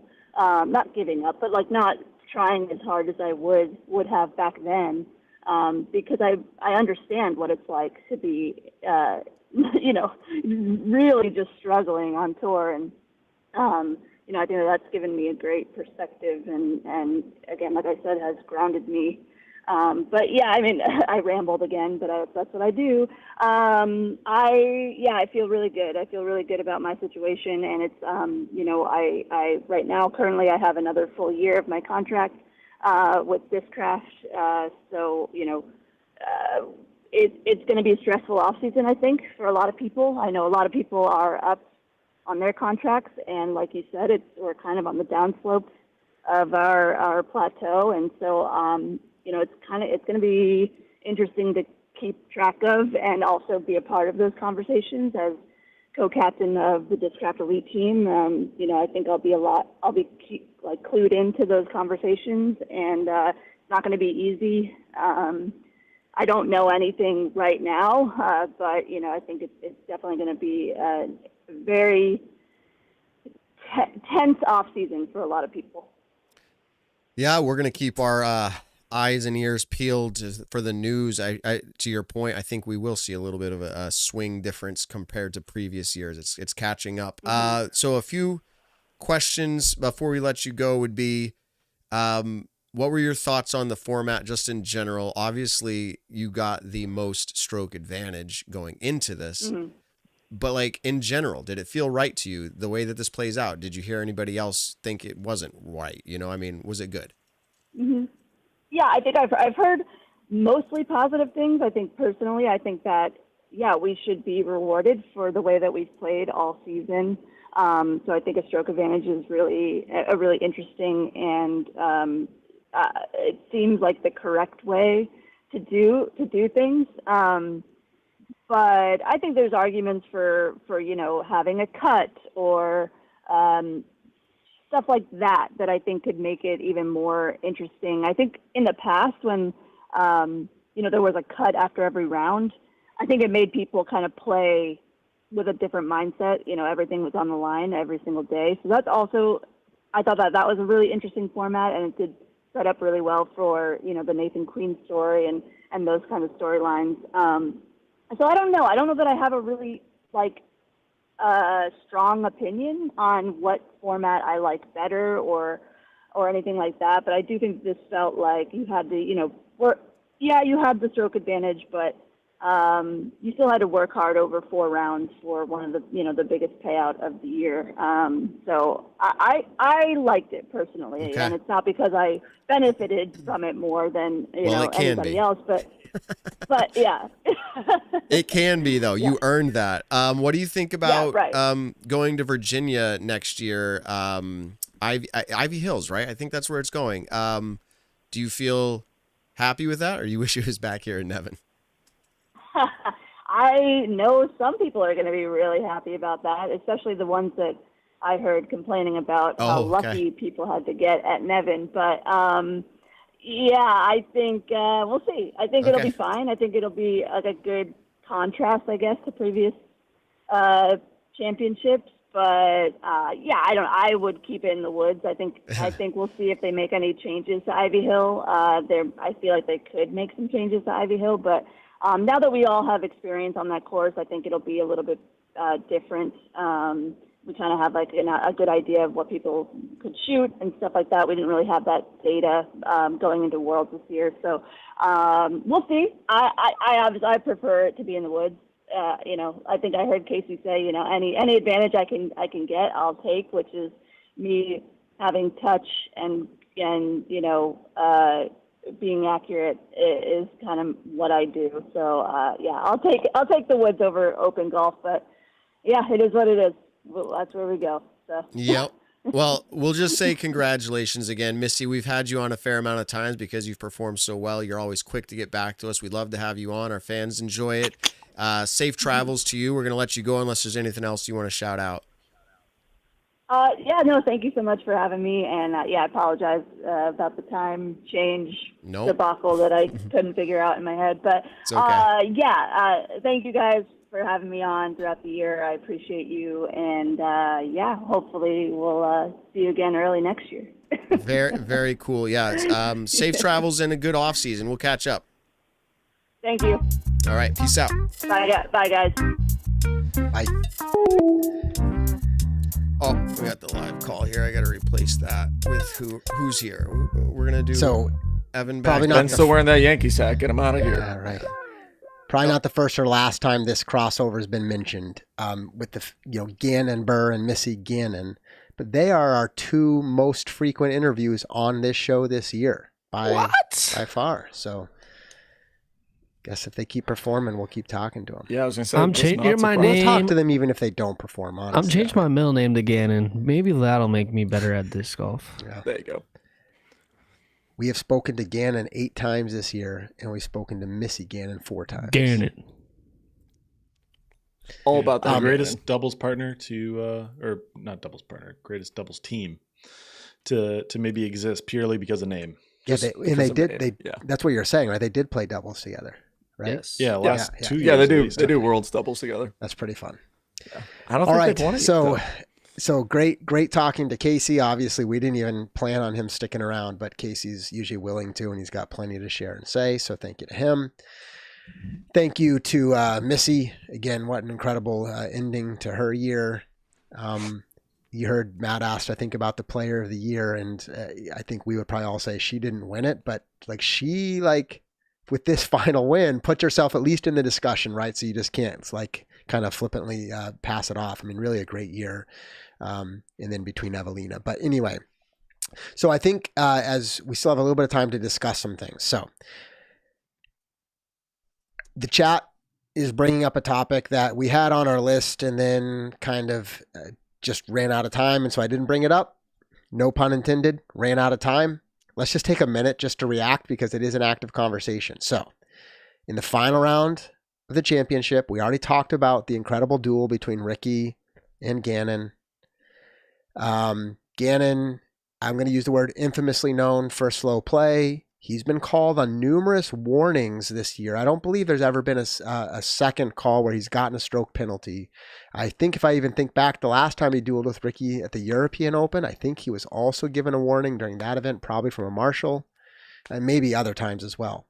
But in this event, hole 9, final round, Gannon finds himself a little bit in the edge of the bushes on his upshot. And he's really kind of hemmed in, going back and forth with his caddy, trying to decide. I didn't stop watch it. Someone else may have. But it's very obvious he takes too long, at least according to our rules, our current rules as they're written. And then you hear in the background, after he lets go of the disc, the upshot kind of hits short off of a log. You hear Ricky, and there may have been some other conversation, but you can audibly catch. He says something like, yeah, you took way over a minute on that one, dude, or whatever.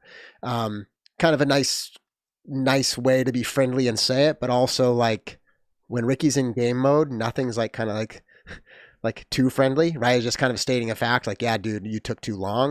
And I think the marshal kind of reiterated that as a warning. But we do not often see another player, especially when they're the ones dueling it out, actually make the call. So there's no question about did Gannon take too long? Or did he break the rule? It's just more interesting for us to observe, wow, Ricky made the call. And there's probably mixed opinions on whether that's good, bad, and all the above. Here's my thought. And there's a lot that comes with this, but has Ricky made any other time calls this whole year? I don't know the answer to that. We'd have to ask Rick. At any point the whole year. Now, I know pressure ratchets, it gets tighter in the final round, especially when you've lost a lot of strokes. To your point, it's within the rules. It's something he could do, and he did it. But without having that answer of how many other times have you done that? And but that wouldn't really matter. It wouldn't change anything except for a storyline of Ricky feels bitter because he's losing and he wants to call it out. I mean, it's still within the rules, but it's the why in the moment. Was it because he felt more pressure and he's I'm looking for every advantage I can get, and maybe he felt like Gannon was getting advantage because he's taking longer and it's just not fair. Maybe that's possible as well. So I would just say the fact is it doesn't seem that he's called it more often. It seems like it was at this moment that he decided this was the time. My one other question, I don't know if anybody else knows the answer to this. To call a time or a courtesy violation, obviously a courtesy violation of your screaming profanities, and we call, a courtesy violation. But a time would be a courtesy violation, is my understanding. But how, I thought you had to have a way to prove that the time has been started or stopped, meaning like Ricky going, that was longer than a minute. Now you said an official confirmed it, but had an official not been just there, based on what I see on the screen, I don't know what happened. Right, but had an official or nobody confirms it, it's technically hearsay. Because here's the problem for me, and this is a bigger conversation, so I'm not going to take everybody there, but I'm going to tell you what I'm thinking. If a player is going to be called on a time violation, they need to know when the time starts, plain and simple. It needs to be clear.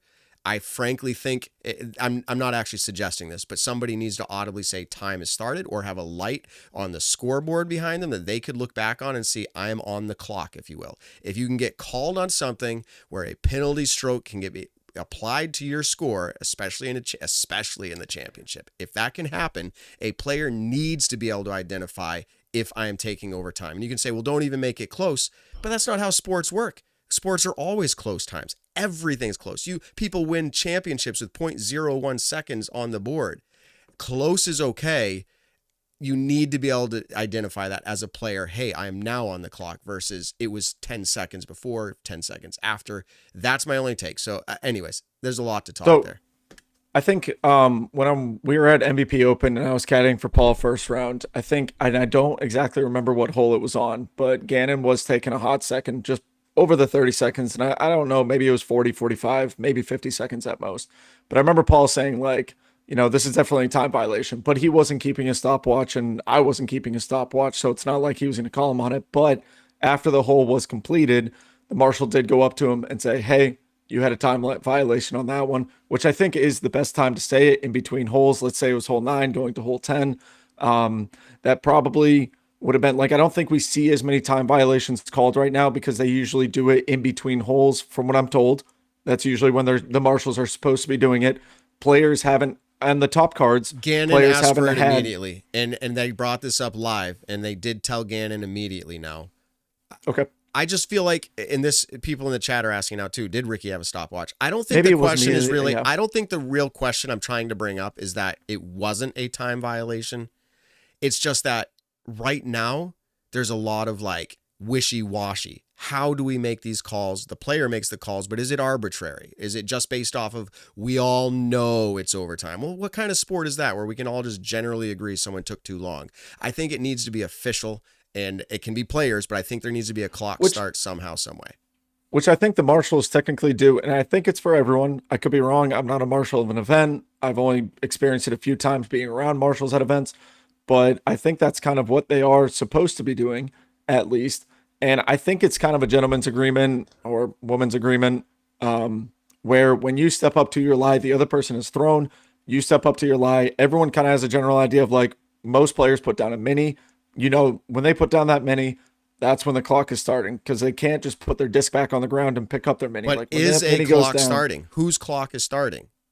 And the other, I would assume the marshals. Yeah, but the other cards don't have that. The other cards don't have that. So now then there's an advantage to being on chase card. Really, yeah. It's like, let's take our time, because now I'd be curious where we're at marshal wise. Yeah, when you watch the final round, the lead card was catching the chase card, and the lead card was getting called on time violations, but the chase card was being caught. So it's like, it's weird. So I think there's just a long way to go with, like, making it more official as opposed to it being a general consensus call. Yeah, that's all.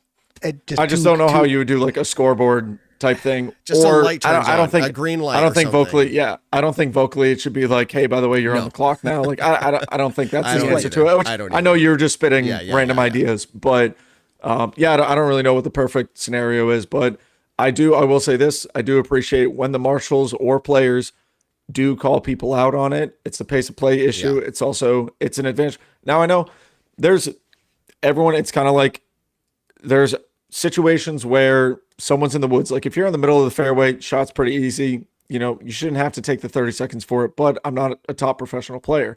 But I do get it when sometimes people go into the woods they think about a couple different discs, they think about a couple different shots. They might not be conscious of the time because they're so focused on how do I hit this tight gap that I have for my scramble.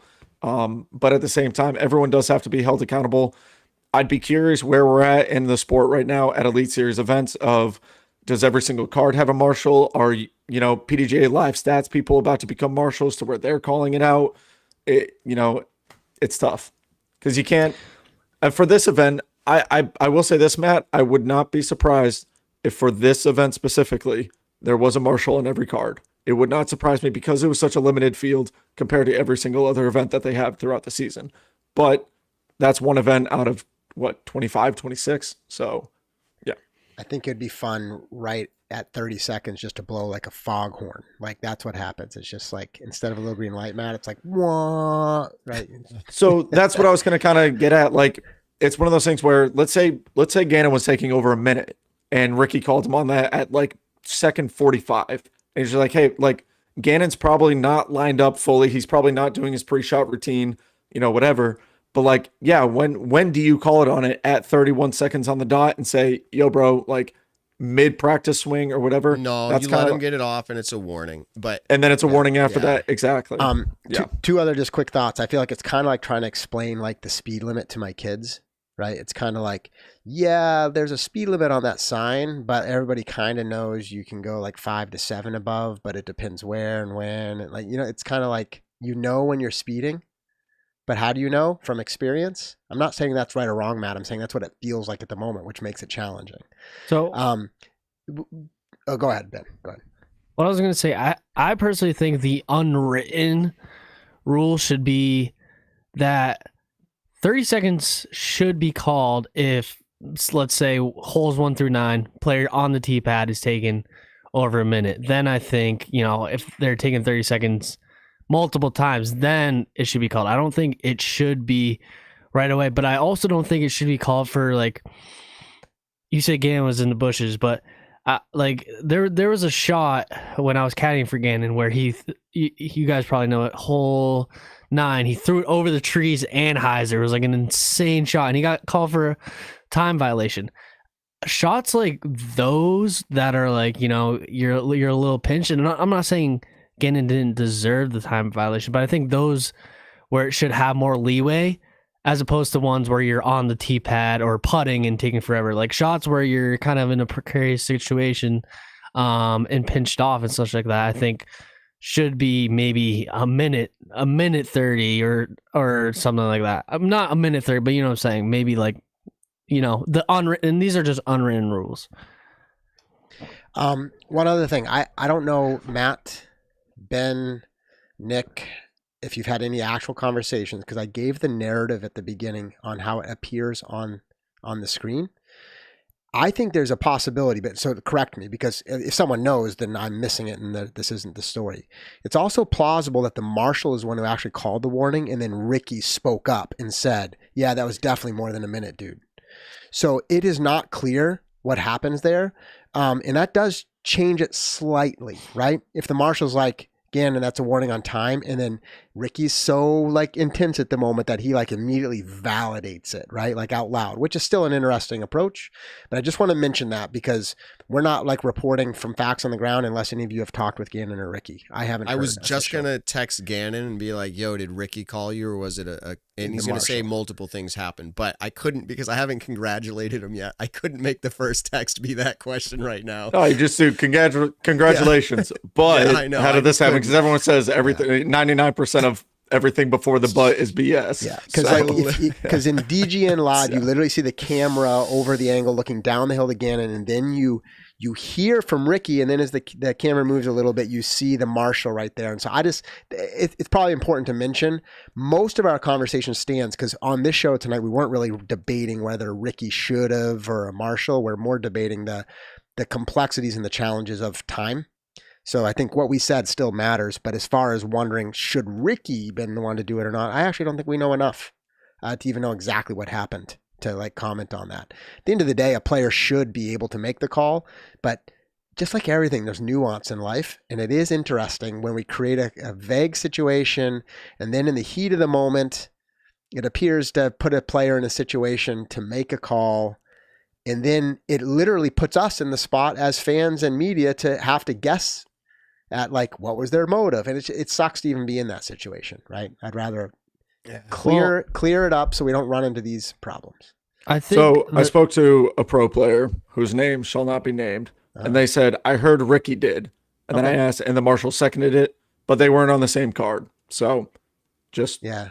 Okay. Well, because we all heard Ricky did, but that's the question, what really happened. Yeah, exactly. So I just asked by the way, we can hear Ricky on the audio. Like, he said what I'm saying he said. It's just like, was it first or second? Wait, Ben, can we just... Sorry, go ahead. Can we just time out here? Because first of all, I was going to...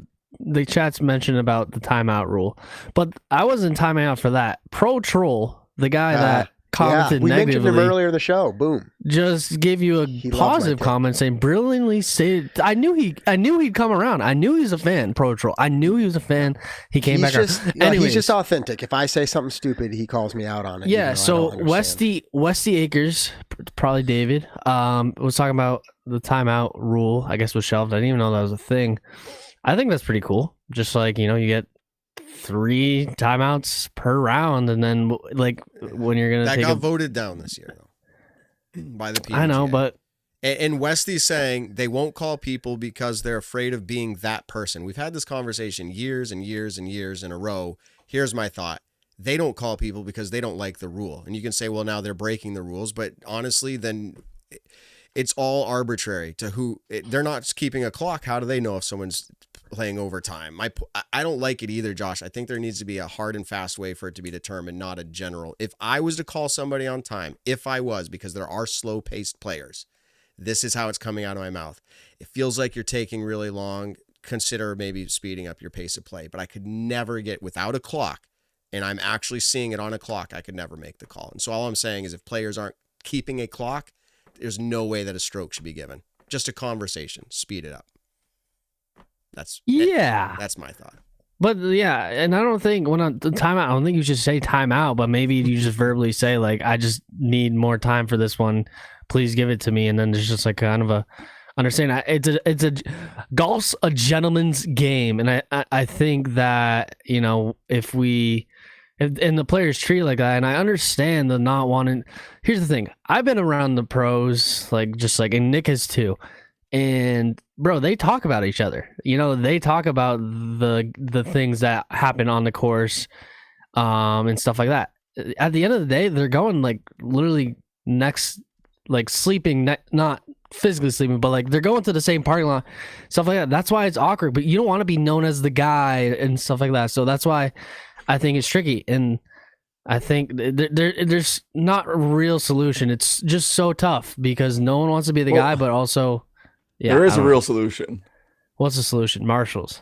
Don't take more than 30 seconds. There's your solution. It's literally like you're talking about you don't want to be that guy, but like Nick, right now Gannon is known as that guy. How do you know if you're taking 30 seconds? How do you know? And you're going to say, well, just don't even be close. But then I'm going to say, well, then make the rule 10 seconds. Like, don't be close to that. Like, if you can't know what your time is, you can't know unless you're starting your own timer. And I don't think we're suggesting people to do that for themselves. It's 45 I'm not saying seconds. Go into your pocket and take out your stopwatch or whatever, but like do you have an idea when you are playing, Matt, you yourself? I actually don't have an idea about time. I'm a fast player, but I don't have a clue how long I take. No, but you don't have to because you're a fast player. So like, you're not taking 30 seconds though, right? 30 seconds is so fast. Yeah, I would assume. No, it should be 45. 30 seconds 45 seconds. That's my vote. I have tried to sit on a tee pad and line up a shot for 30 seconds. And I'm not going to lie, it is the most miserable 30 seconds of my life. It's like 45 seconds is my vote. Just put it in. Put it in there. I don't think it needs to be changed at all. So I've casually watched poker before. I know poker has timeout chips. This is funny. And maybe that is the way that it goes. You get a timeout chip once or twice around, but still at the same time, dude, like the only time that I can ever see a timeout chip needing to be used is if you're in a really bad spot in the woods and you are lining it up for 45 seconds. I can see it then. But those reservation things, Nick? You know those reservation pucks they give you when you go to a restaurant or something? Yeah. Yeah, exactly. Like one of those starts buzzing in your back pocket. Yeah. That'd be awesome. Dude, Matt, that's top 4 things you've ever said on the podcast. I think that's great. Why not I think that's a great idea. No, I'm just kidding. But realistically, like I think Now, let's say a player A is lining up a shot. And I'm only going to use Gannon as an example because Gannon is who we're talking about right now. But let's say Gannon's lining up a shot and someone starts walking in front of him mid like practice swing, putting at the basket. I don't think 100% of the time any pro will call him if he waits 35 seconds and like in total. But like, let's say he's at the 20, 25 seconds, he's about to putt it, but someone walks, he steps off for a second. I don't think any pro in the world is going to call him on that because they blatantly see the distraction that just happened. But if that player is sitting in the woods, taking 45 seconds to a minute, which we know Gannon has taken a minute before on shots, Nico, Philo, I'm just listing off some slow players out there, but like those are players that are known for time violations. And yeah, it's just, hey, it's maybe it's I a think silly 30 seconds comparison. is plenty. Maybe it's a silly comparison. I mentioned it before, but this is actually, I think, how I generally feel about it. With the exception, Matt, I would love for them to continue to work to clarify the rules so that I'm on that same premise with you. But at the same time, if I'm standing on the side of a road, so bear with me just for a short like comparison analogy, and the speed limit is 30, and someone goes by and it seems a little fast, but I'm not sure because I don't have a radar gun. And I'm like, so you're right. Like, I can't say that person was speeding or not. Were they 25, 30, 35, 40, maybe even 45? I just don't know. But when they go by me at 90 miles per hour, I don't know it's 90 because I don't have a radar gun, but I'm 100% sure that they're speeding.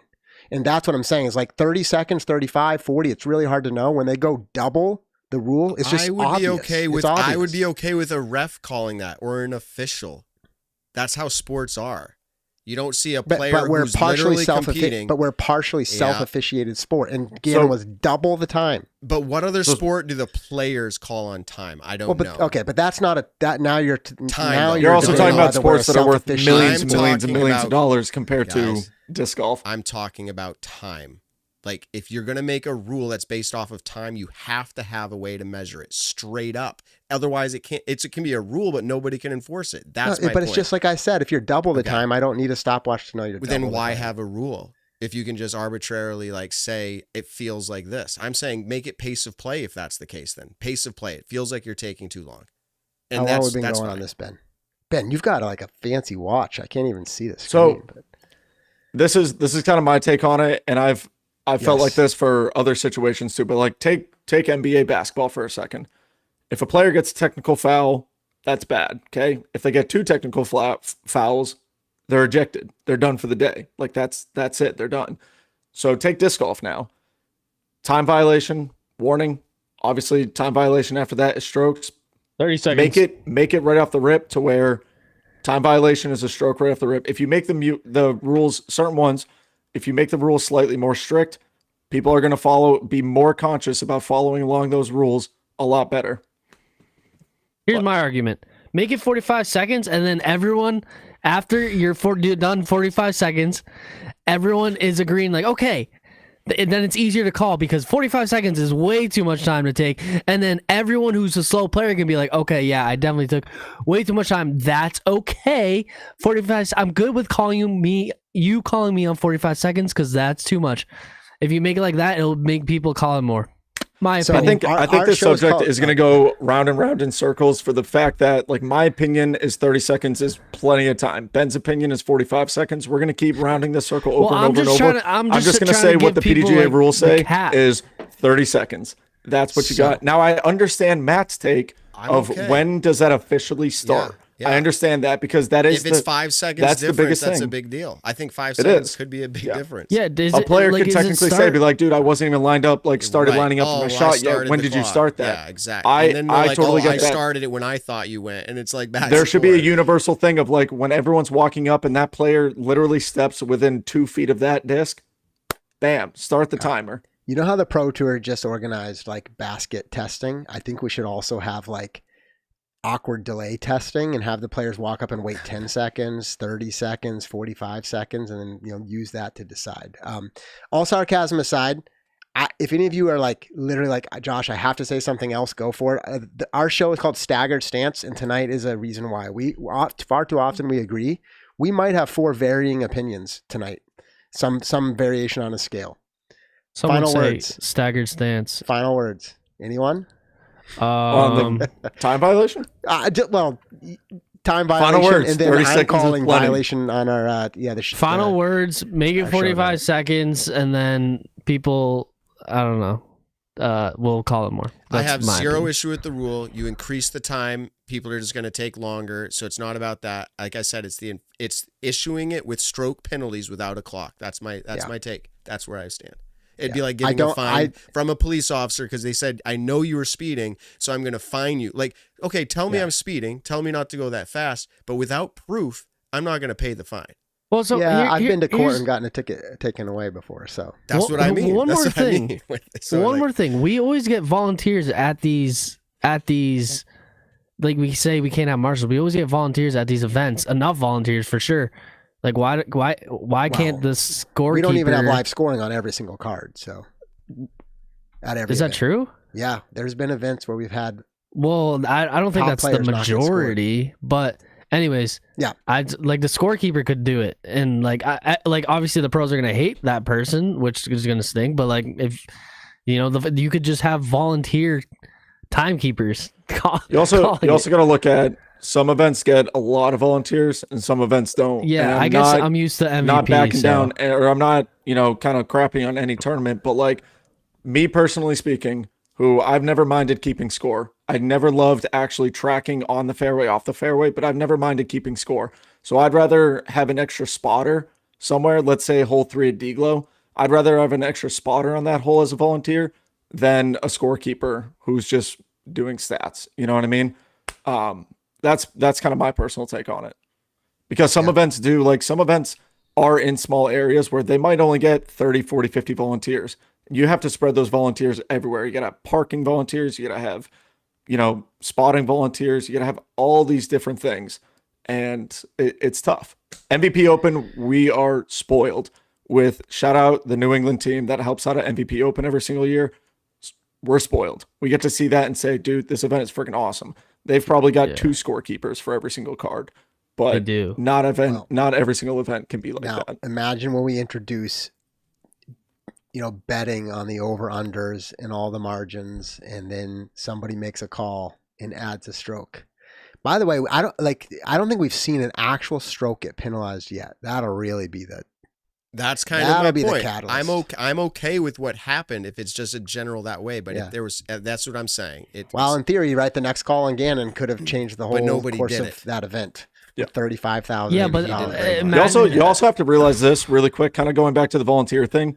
I have seen personally and read about, heard about from friends of volunteers getting berated just off of OB calls.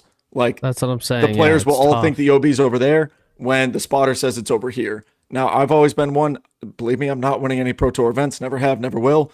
But at the same time, like, I trust the spotter's judgment.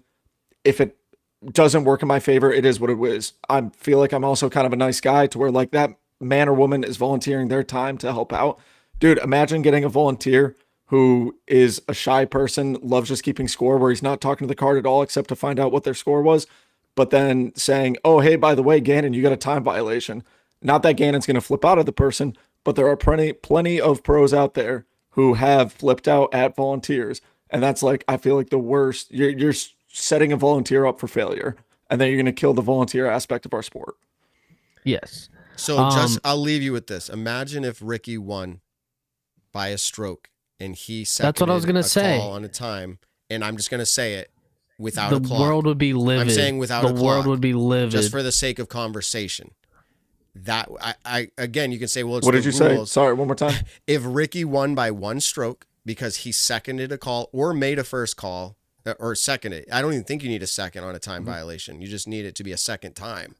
And Ricky wins by a stroke, and everyone would say it was within the rules, and everyone would watch the video back and look at their clocks, and I would say, yeah, but did somebody have a clock in the moment? And to your point, Ben, the world would go. Yeah, up in we'd flames. be considered a joke of a sport if someone wins off of a time violation. But at the same time, how many I'd be times like, has Gannon been called in a time violation? Like, I'd love to actually know that But answer. that's within the rules Quite a too. bit. but this he's year. but he's never been called on a second one because it becomes a little bit more conscious about. So conscious exactly, about I his will 30 say, seconds. He's done great after he gets called on it.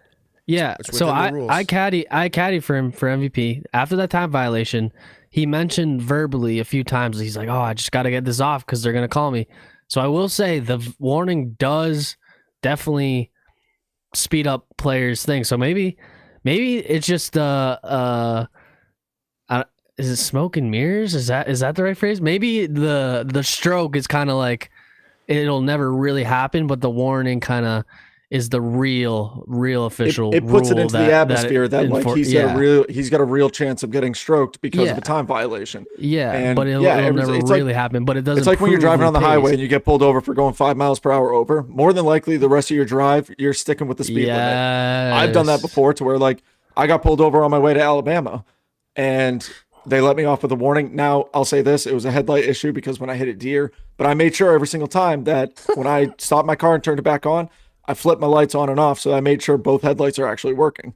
Now, I'm very, very conscious about that the rest of the drive, because all it took was one warning, and then it's there. The rest of my next 3 hours of the drive, I'm like, I really don't want to get pulled over again. Yes. So, all right. You all should write an essay on your opinion on this topic, and we'll bring it next week, and we'll read it off and pick up the debate where we left off. But no, this has actually been really good discussion. I think the chat's got lots of perspective and opinions. I'm sure our post-watch viewers are going to have their comments and opinions. Good stuff. Guys, the season is over. We will still be talking more about disc golf as we get closer to the holidays. I'm sure there'll be a couple breaks mixed in here and there, but we're not done talking disc golf. So subscribe, stay tuned, tell your friends, whatever all the normal things are. Plenty of debates to come. So enjoyed it tonight. Yeah, and news. I'm going to go actually 5 up here. Evan Kearns, everybody, started out in our show Statmando, stayed Statmando. Rose to the big leagues in PDGA status here. Remember all the good times, Evan? We had Doug Bjerkes, new director of the PDGA. We brought him on. We put you both up on screen and said, have a time. Brand new boss. Boom. There's a lot of fun stuff that happened. I'm bringing up Evan because, ladies and gentlemen, we've made it. I think it's been 3 seasons or 4 seasons with Evan. This might be the 4th. 3. It's somewhere in there. Do you know Evan? I don't. This is about the 4th season. It's 3.5. The 2021 season. So. Okay. Well, we want to give Evan a send-off here because he's not going to be returning as a regular host next year. That's 2025. He's moving on from that role as a weekly host. He'll be joining us as a special guest at key points throughout next season. He will be joining us as, I know you didn't want the terminology guest, Evan, but you are a special guest. It will be awesome. We're going to bring him in as the stat analyst, professional, PDGA Statmando. He will come, just not on a regular basis here with Staggered Stance. He's made it through Nick and Matt into Staggered Stance, and he'll continue on, but as a special guest going forward. Evan, thank you so much for what you've done for the show, and we'll see you again. It's not goodbye. It's see you later. Yeah, this isn't goodbye forever. It's just you'll see me a little bit less, and that's all. Which, like all of us, some people will like that, and some people will miss me. So that's what I was gonna say. It's like all good. I'll miss miss everyone. So that's what matters.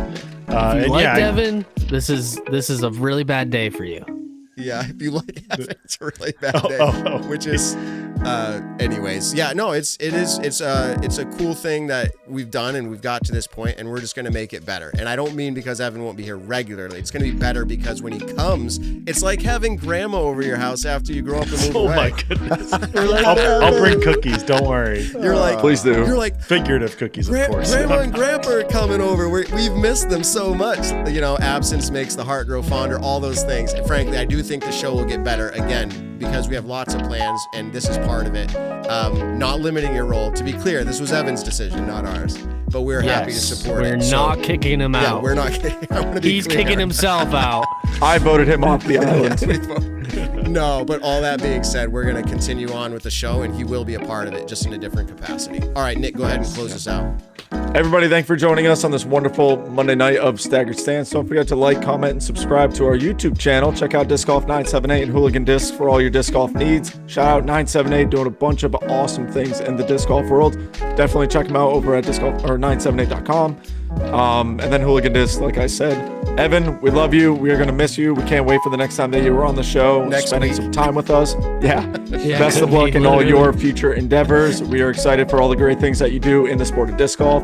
As Daniel would say, Evan, may the stats be ever in your favor. And we've appreciated you well over the 3 years that you've been on the show. So everyone else, tell someone you love them this week. We love you guys. We'll catch you all in the next one. That's right. And everybody, That'll do, my friends. Oh.